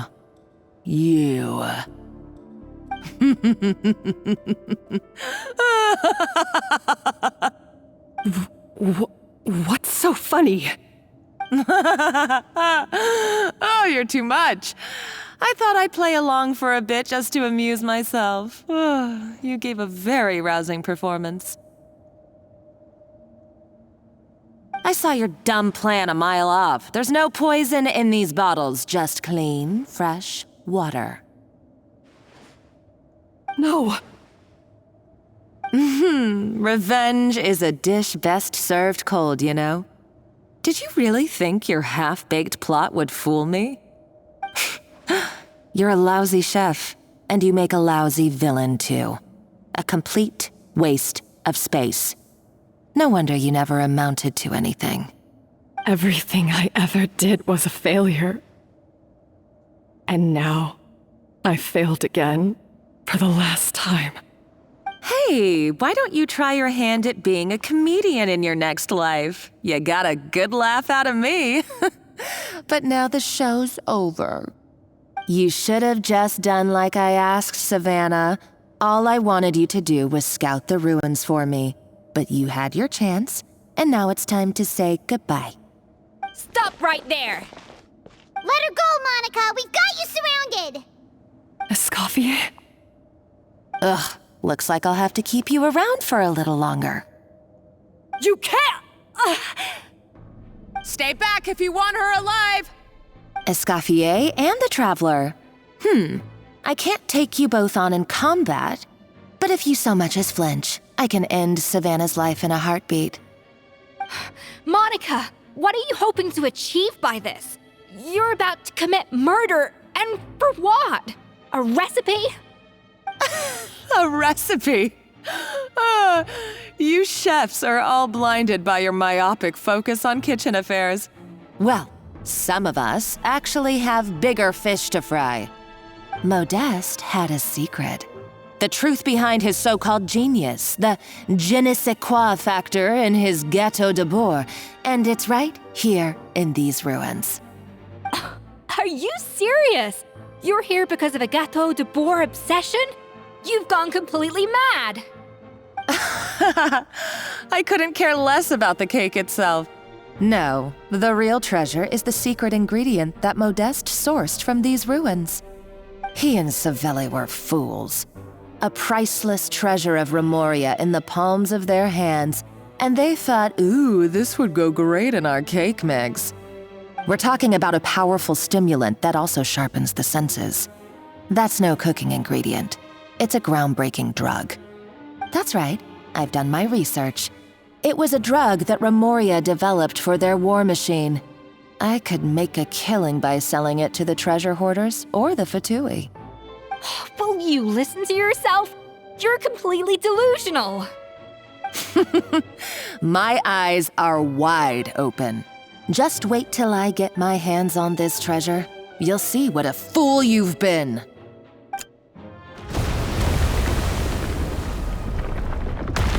Wait, what's that sound? Just when I thought she couldn't get any crazier. She's lucky the whole place didn't collapse.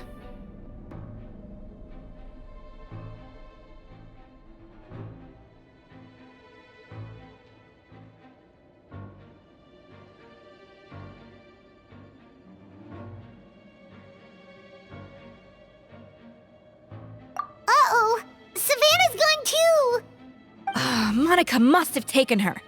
Oh, what a coward.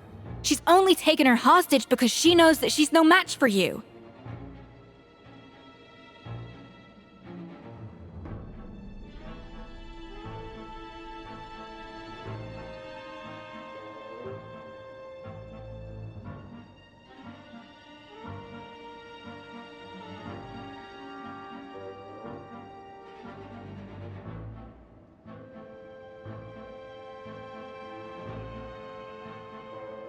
That's true. Even if she finds the treasure, she'll need Savannah alive if she wants to get out of here in one piece.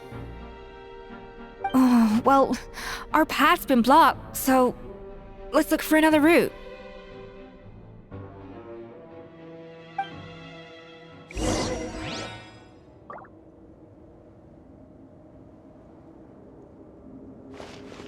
Yeah!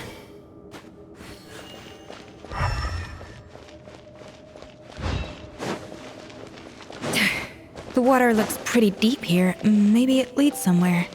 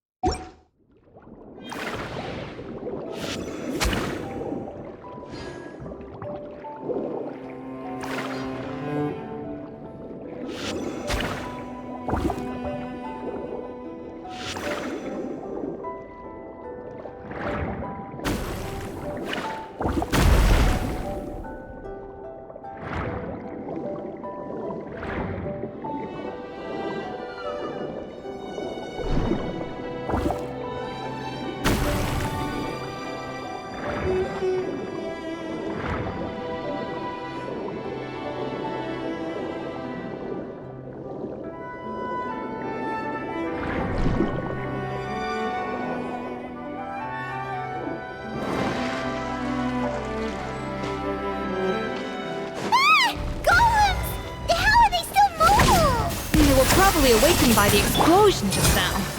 Alright, Knife Skills 101. Time for some rough chopping. Hear the echoes of the valley! Helen, they'll bring it! Incinerate! Off to the freezer! Yeah! A burst of flavor!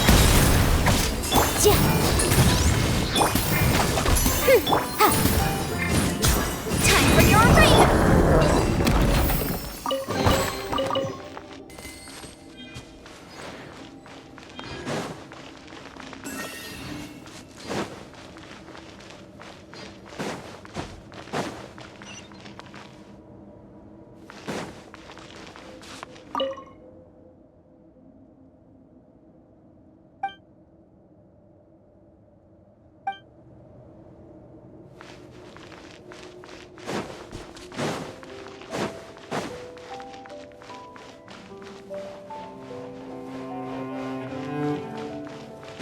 Another door?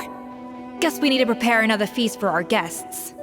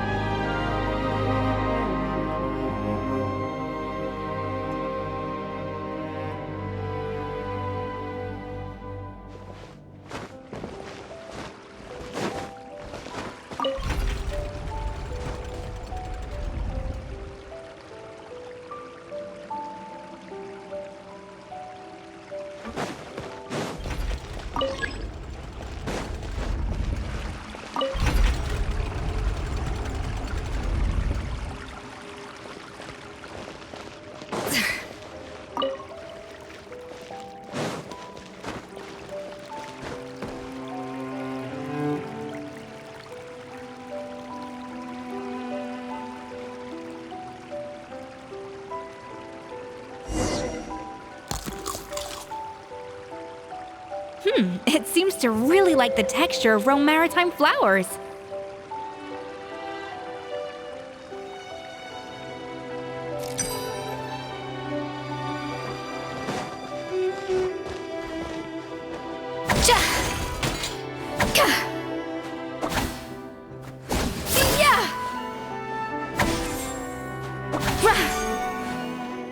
Off to the freezer!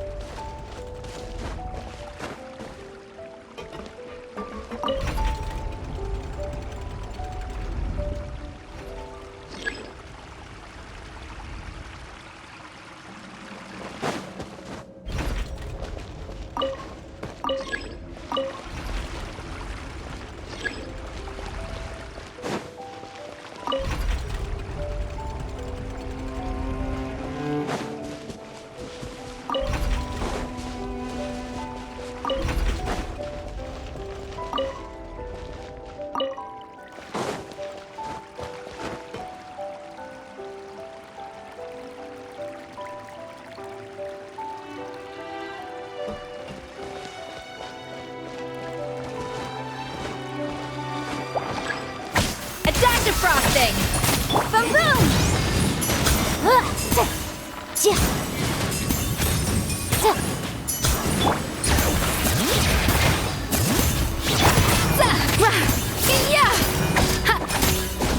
Incinerate!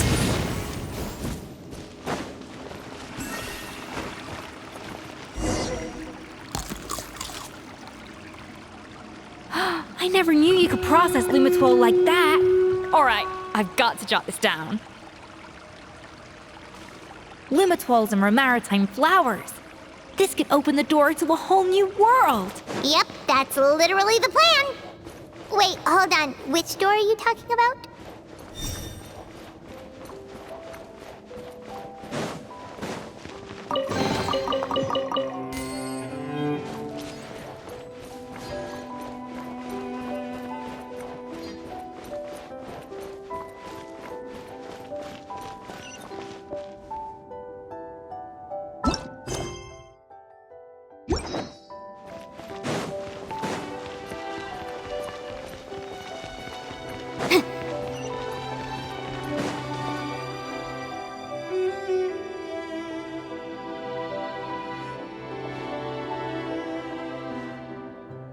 That's strange.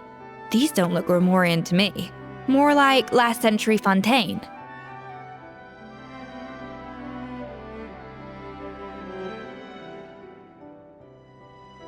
Adventurers from last century Fontaine, huh?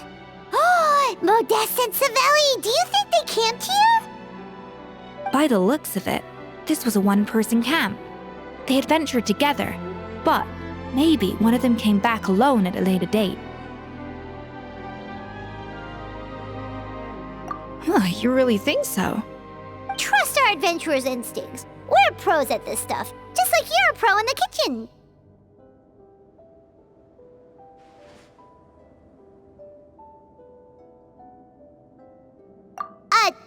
Okay, well, the Traveler has more adventuring experience overall, but Paimon's definitely a pro rummager from all those treasure chests. Darn it! Paimon was just about to show off her rummaging skills! Huh, no kidding. Are all adventurers so obsessed with journaling?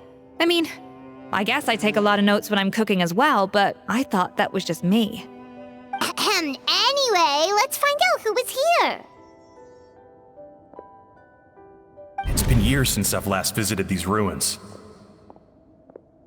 It's exactly the way I remember it. This place probably hasn't changed in millennia. Sadly, up above, on dry land, everything has changed. The treasure of Remoria. That's what we used to call it. Modeste was right about its potential. It turned Gâteau de Bourg into a national sensation. Our limited stock of the substance meant that the gâteau could only be produced on a small scale, but this only drove up the popularity all the more. Modeste was right about that too. He predicted all of it. He was praised as a genius, while I, as the one person who'd ever disagreed with him, was labeled a talentless fool. Modeste tried his best to console me, but I knew better than anyone just how great the gulf was between us. Our conversations grew scarce, and we saw less and less of each other. I didn't fight it. He had new friends and a career of his own. Why invite further disdain by inserting myself where I did not belong? I told myself that maybe one day, when I finally created a masterpiece of my own, I'd be able to face him without shame.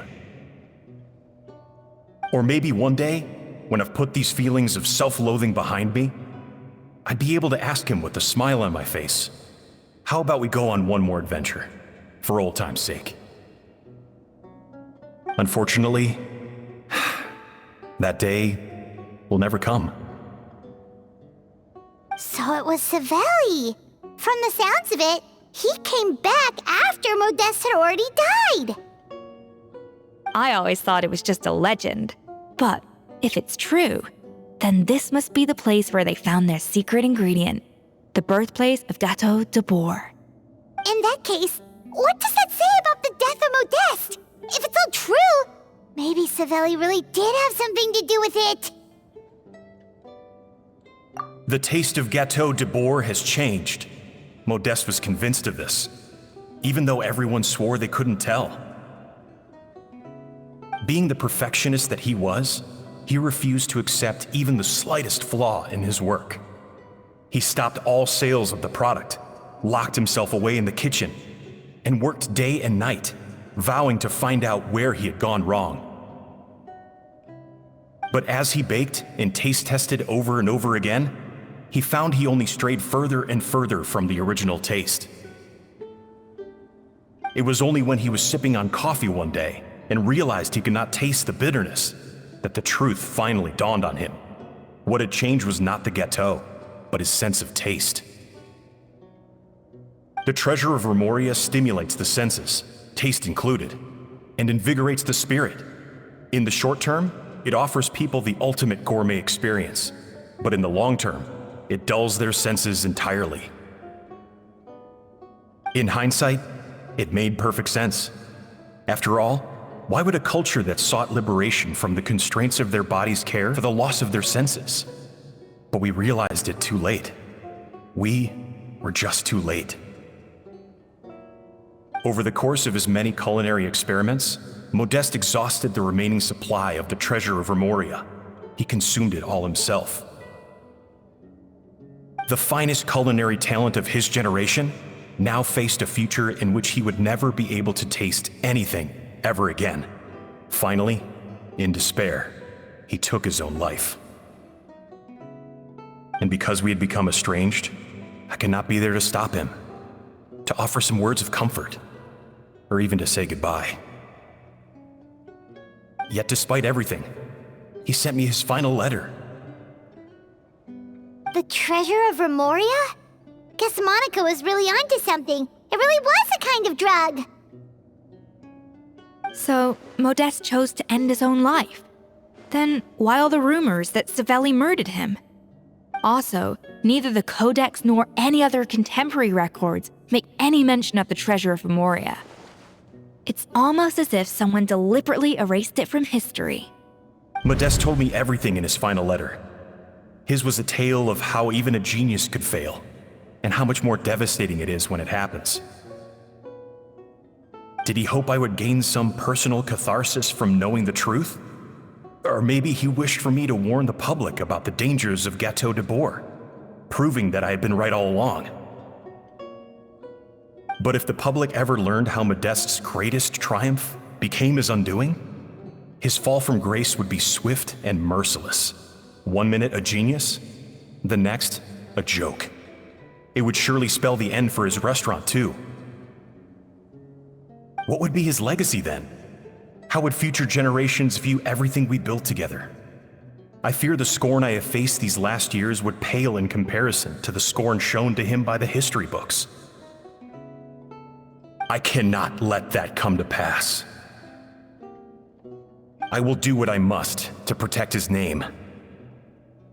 It will mean tampering with his notes to remove the damning details, leaving mere fragments of our story behind. It may lead his family to suspect me of having a hand in his demise. But if that's the price of destroying all evidence of my crimes, then so be it. I would rather the world believe a tale of genius and jealousy than see his reputation in tatters. The final loose end is the evidence here, at the bottom of the sea.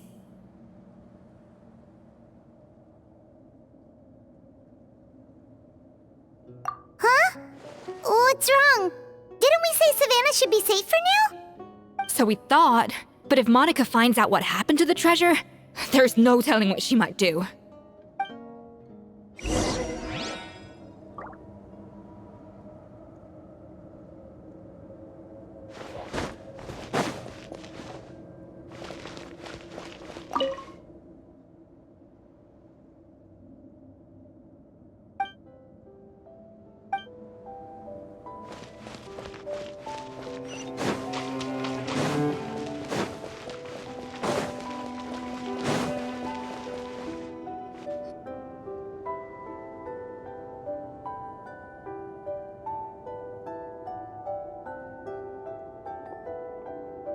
The treasure of Remoria. I have found you at last. Savelli, you tried your best to bury the truth, but you underestimated the children of Modeste.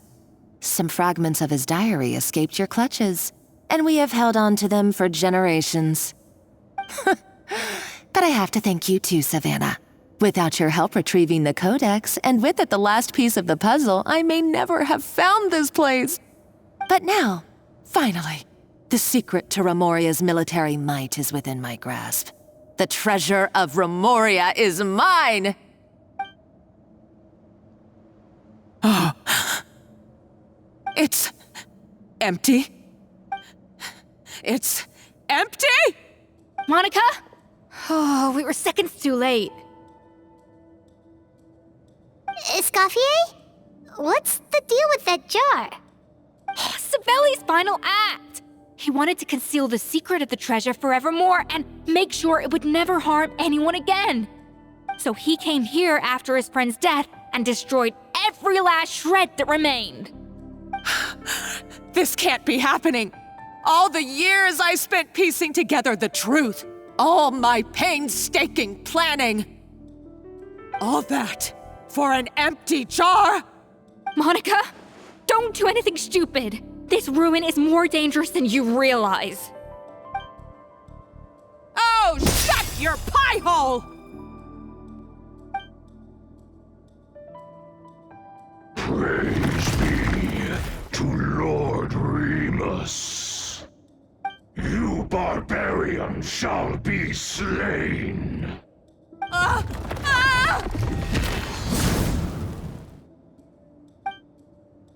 She's a nutcase! A liability to herself and everyone else! Well, now it's up to us to clean up the mess she's made. Take these golems out! We can do it! Let the mountain's fame spoil! Boom! Oz, reveal thyself! Midnight, bitch!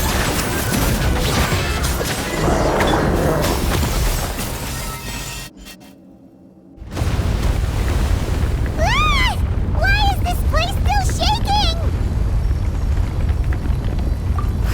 Either way, it's all her fault.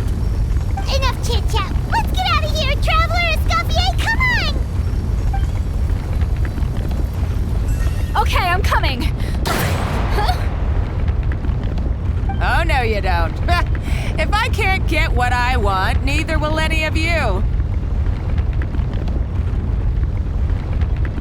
I've got nothing to show for my life's work so far.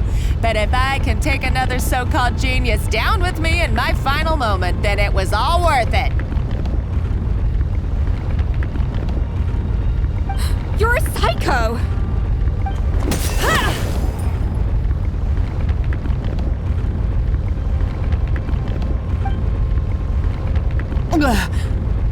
Savannah? Oh, when did you wake up?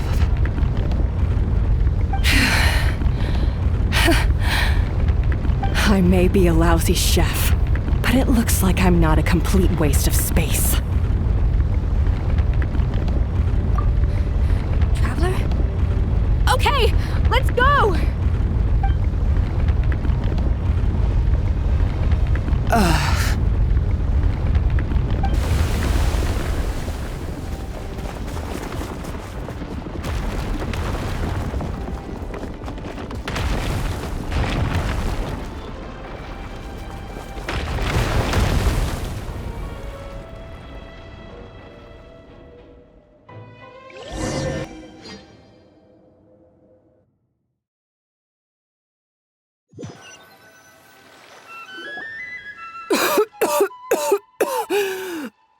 Escoffier! Savannah! Traveler! And Paimon! Venejem, what are you all doing here? What did you expect us to do? Stay at the restaurant and sit on our merry derrieres? While the Traveler and Escoffier were out here risking their lives? We had to do something. Even though that something ended up being, well, waiting for you here instead. I don't deserve any of you. And I certainly don't deserve to be your head chef. It was my fault Escoffier had to leave. Then I couldn't live up to her standards. I acted like a tyrant in the kitchen. And now I almost got myself killed. Come back, Escoffier. Come and be our head chef again. I'll never be able to replace you. Okay, so everything I said to you the day I left, it just went in one ear and out the other? Huh? Sorry, I was kinda in my own head at the time. All I could think about was the Lumiline situation. What was it you said again? Forget it. It doesn't matter. Anyway, I didn't leave this job because of you. And you're not nearly as awful a chef as you think. If you were that bad, why would all your staff show up here for you? Escoffier's right.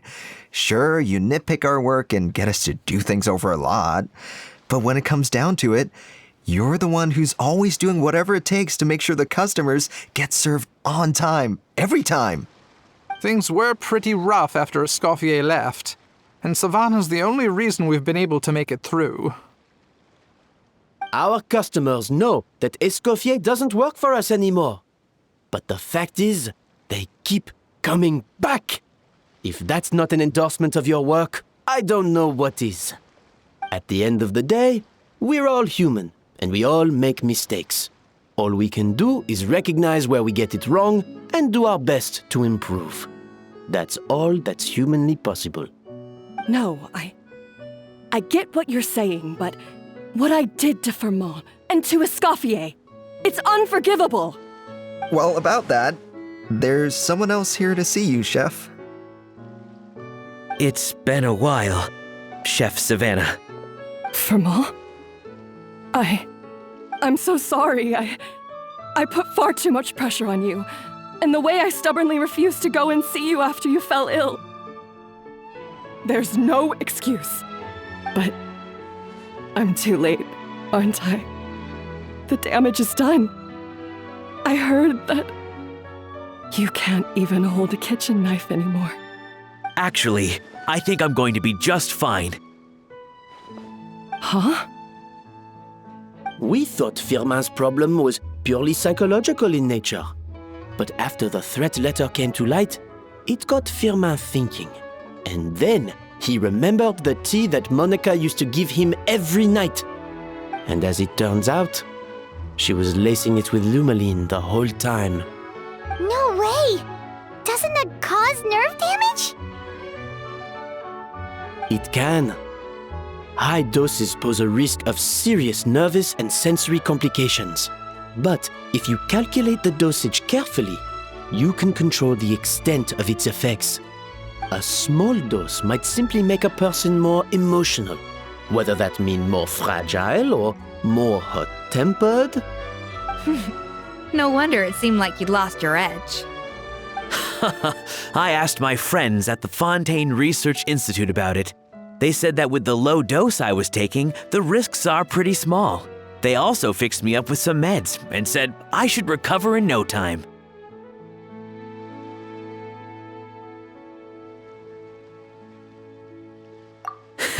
Well, that's what happens when you give someone a little bit of hope to cling on to.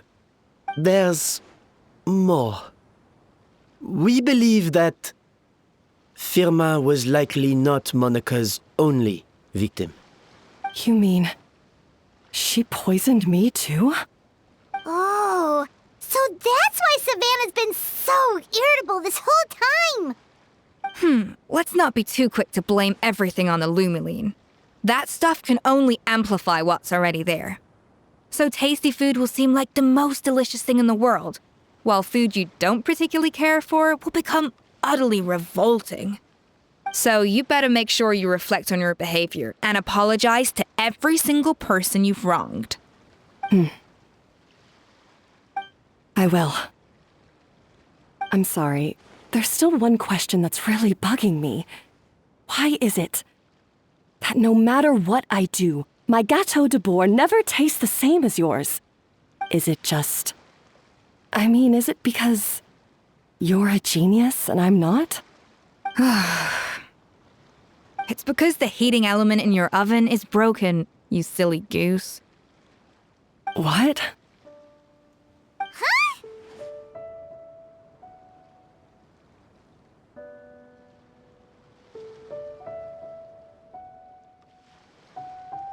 I felt like something was off during the cooking contest.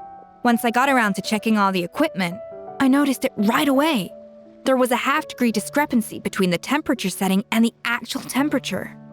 All the ovens in the whole kitchen had the same problem, which confused me at the time, but by this point, it's pretty obvious that Monica must have tampered with them.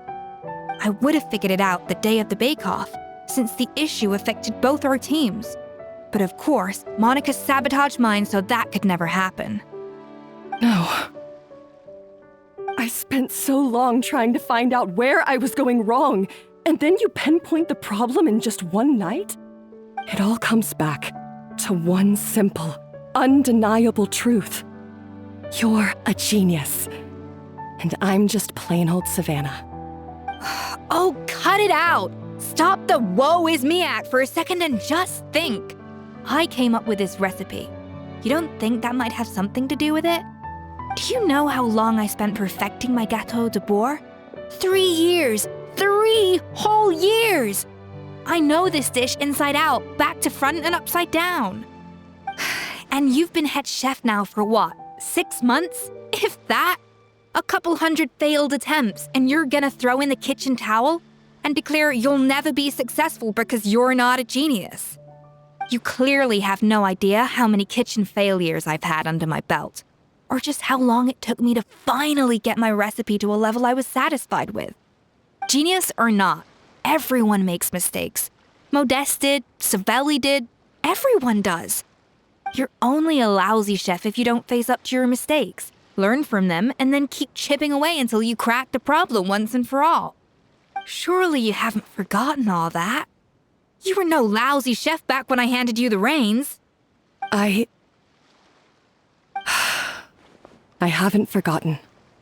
And I'll make sure I never do. That's our head chef. Ha ha! Sounds like we won't need another changing of the guard in the Hôtel de Bord kitchen anytime soon. Huzzah! Aw, what a perfect ending to a crazy journey. Look how happy everyone is. So you got your mojo back now? Yeah. thanks to you, Escoffier. In fact, no. Thanks to all of you. Aw, friends again! So nice to see them finally settle their beef.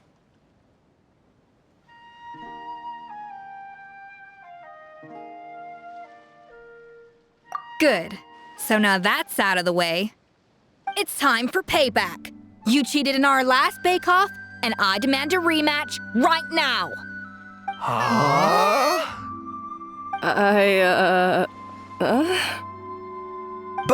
But that was mostly Monica's fault, wasn't it? Right. And also, does it have to be right now? Savannah's only just got her mojo back, and you barely escaped from a death trap. No excuses. This is a cooking contest between two top chefs, and nothing will stand in its way. So grab your spatula and get ready, because this rematch is happening today, right now, this instant. Hey, so, this whole time you were salty about losing? The second cooking contest commences now! This time, no more games, and no holding back!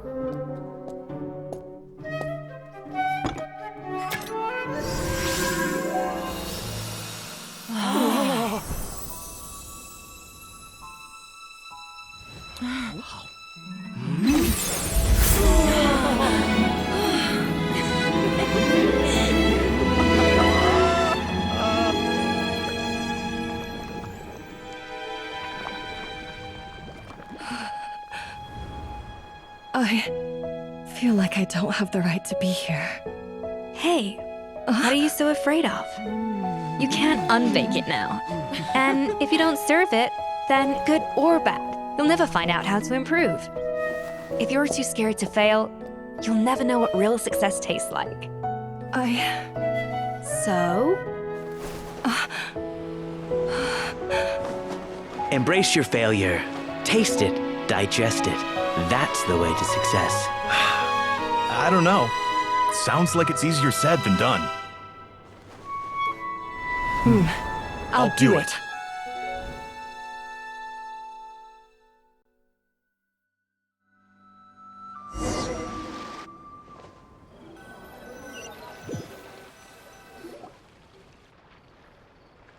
The results are in! A landslide victory for Escoffier! Quite rightly, too. Piece of cake.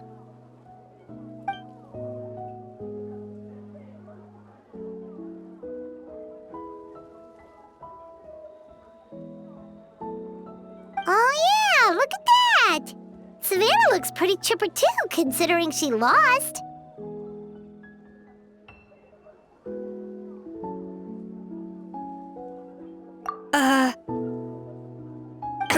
Now, where were we? Yes. Do you have any more questions for me after everything that's happened? I thought Navia would have filled you in. And actually, I said all this to Savannah before I left. Although, as we saw, I don't think any of it sank in.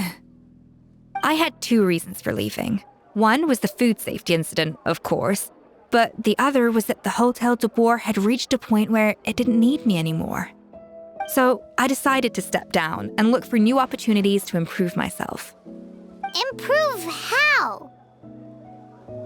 Well, a while back, I got to know a fellow chef from Liyue, and in her, I saw so many new possibilities. She has that same adventurous spirit that Modeste and Sibeli had in their youth. Slime mucus, lizard tails. With her, nothing's off the table. There's a whole world of new flavors out there waiting to be explored, hiding away in ingredients we overlook. Case in point, Remember those Romaritime flowers down in the ruins? I used them in the cooking contest just now. Did you taste the difference? What? Paimon didn't notice at all. Half of the art of cooking is dissecting the recipes of previous chefs and figuring out the exact constellation of elements that gave their work its signature taste. And the other half, it lies in freeing yourself from the confines of the kitchen. You've got to go out and explore the endless possibilities out there. Uh-oh. Paimon's suddenly not sure she wants to try your cooking anymore. Don't worry, it's not going to be a free-for-all like in Modeste's time. Before I put anything into my food, I'll obviously do my research, make sure it doesn't contain any harmful substances. In the meantime, take this. It's a recipe for Petit Gâteau de Bourg revised version. I tweaked it to suit your needs as busy adventurers. Hope you enjoy, and remember, feedback is always welcome. All right! So, do you ever see yourself returning to Hotel de Bourg? Oh, of course. I've already promised Vanishem that I'll come back every once in a while to make sure the quality of the food remains at an acceptable level. You know, Paimon's still a little disappointed that we never got to see the treasure of Remoria. Surely Monica wouldn't have gotten drawn in so deeply if it wasn't for all the mystery surrounding the original Gâteau de Bourg. She practically dedicated her life to finding the lost pieces of Modeste's diary, then went to all that trouble to infiltrate the Hotel de Bourg. And in the end, it was all for nothing. Since you mentioned the treasure, between Modeste's writings and what we saw in those ruins, I think I may have figured out the truth. The so-called treasure of Remoria was most likely a substance that the Remorians extracted from Lumitoiles, better known to us as Lumiline. Huh? So then, why all the hype back in the early days of Gâteau de Bourg? Don't forget, it was a very different era. We could barely even refine sugar back then. So desserts were very much in their infancy. In a world of bland food, it's no wonder that the first thing to really excite people's taste buds took the world by storm. And as for the Lumiline, it may well have been somewhat valuable in ancient times. But these days, it's just another drug from the Fontaine Research Institute. Even if Savelli hadn't destroyed it all, I doubt it would be worth that much these days. So after all that, there was nothing in those ruins but worthless junk. Feels strange to say it, but Paimon almost feels sorry for Monica. She sacrificed it all only to get nothing in return.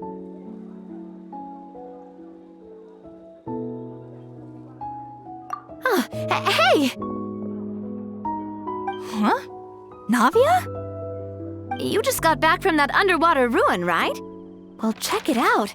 They ran a special issue. Did you see anything like this down there? Freshly unearthed from the ruins of Remoria, a magnificent jar thought to be over 1,000 years old. Experts say it has immense artistic and historical value. It could be worth an absolute fortune. Wait, isn't that the jar they used to hold the treasure? If only it was still in one piece. Some butterfingers must have dropped it or something. It's such a shame.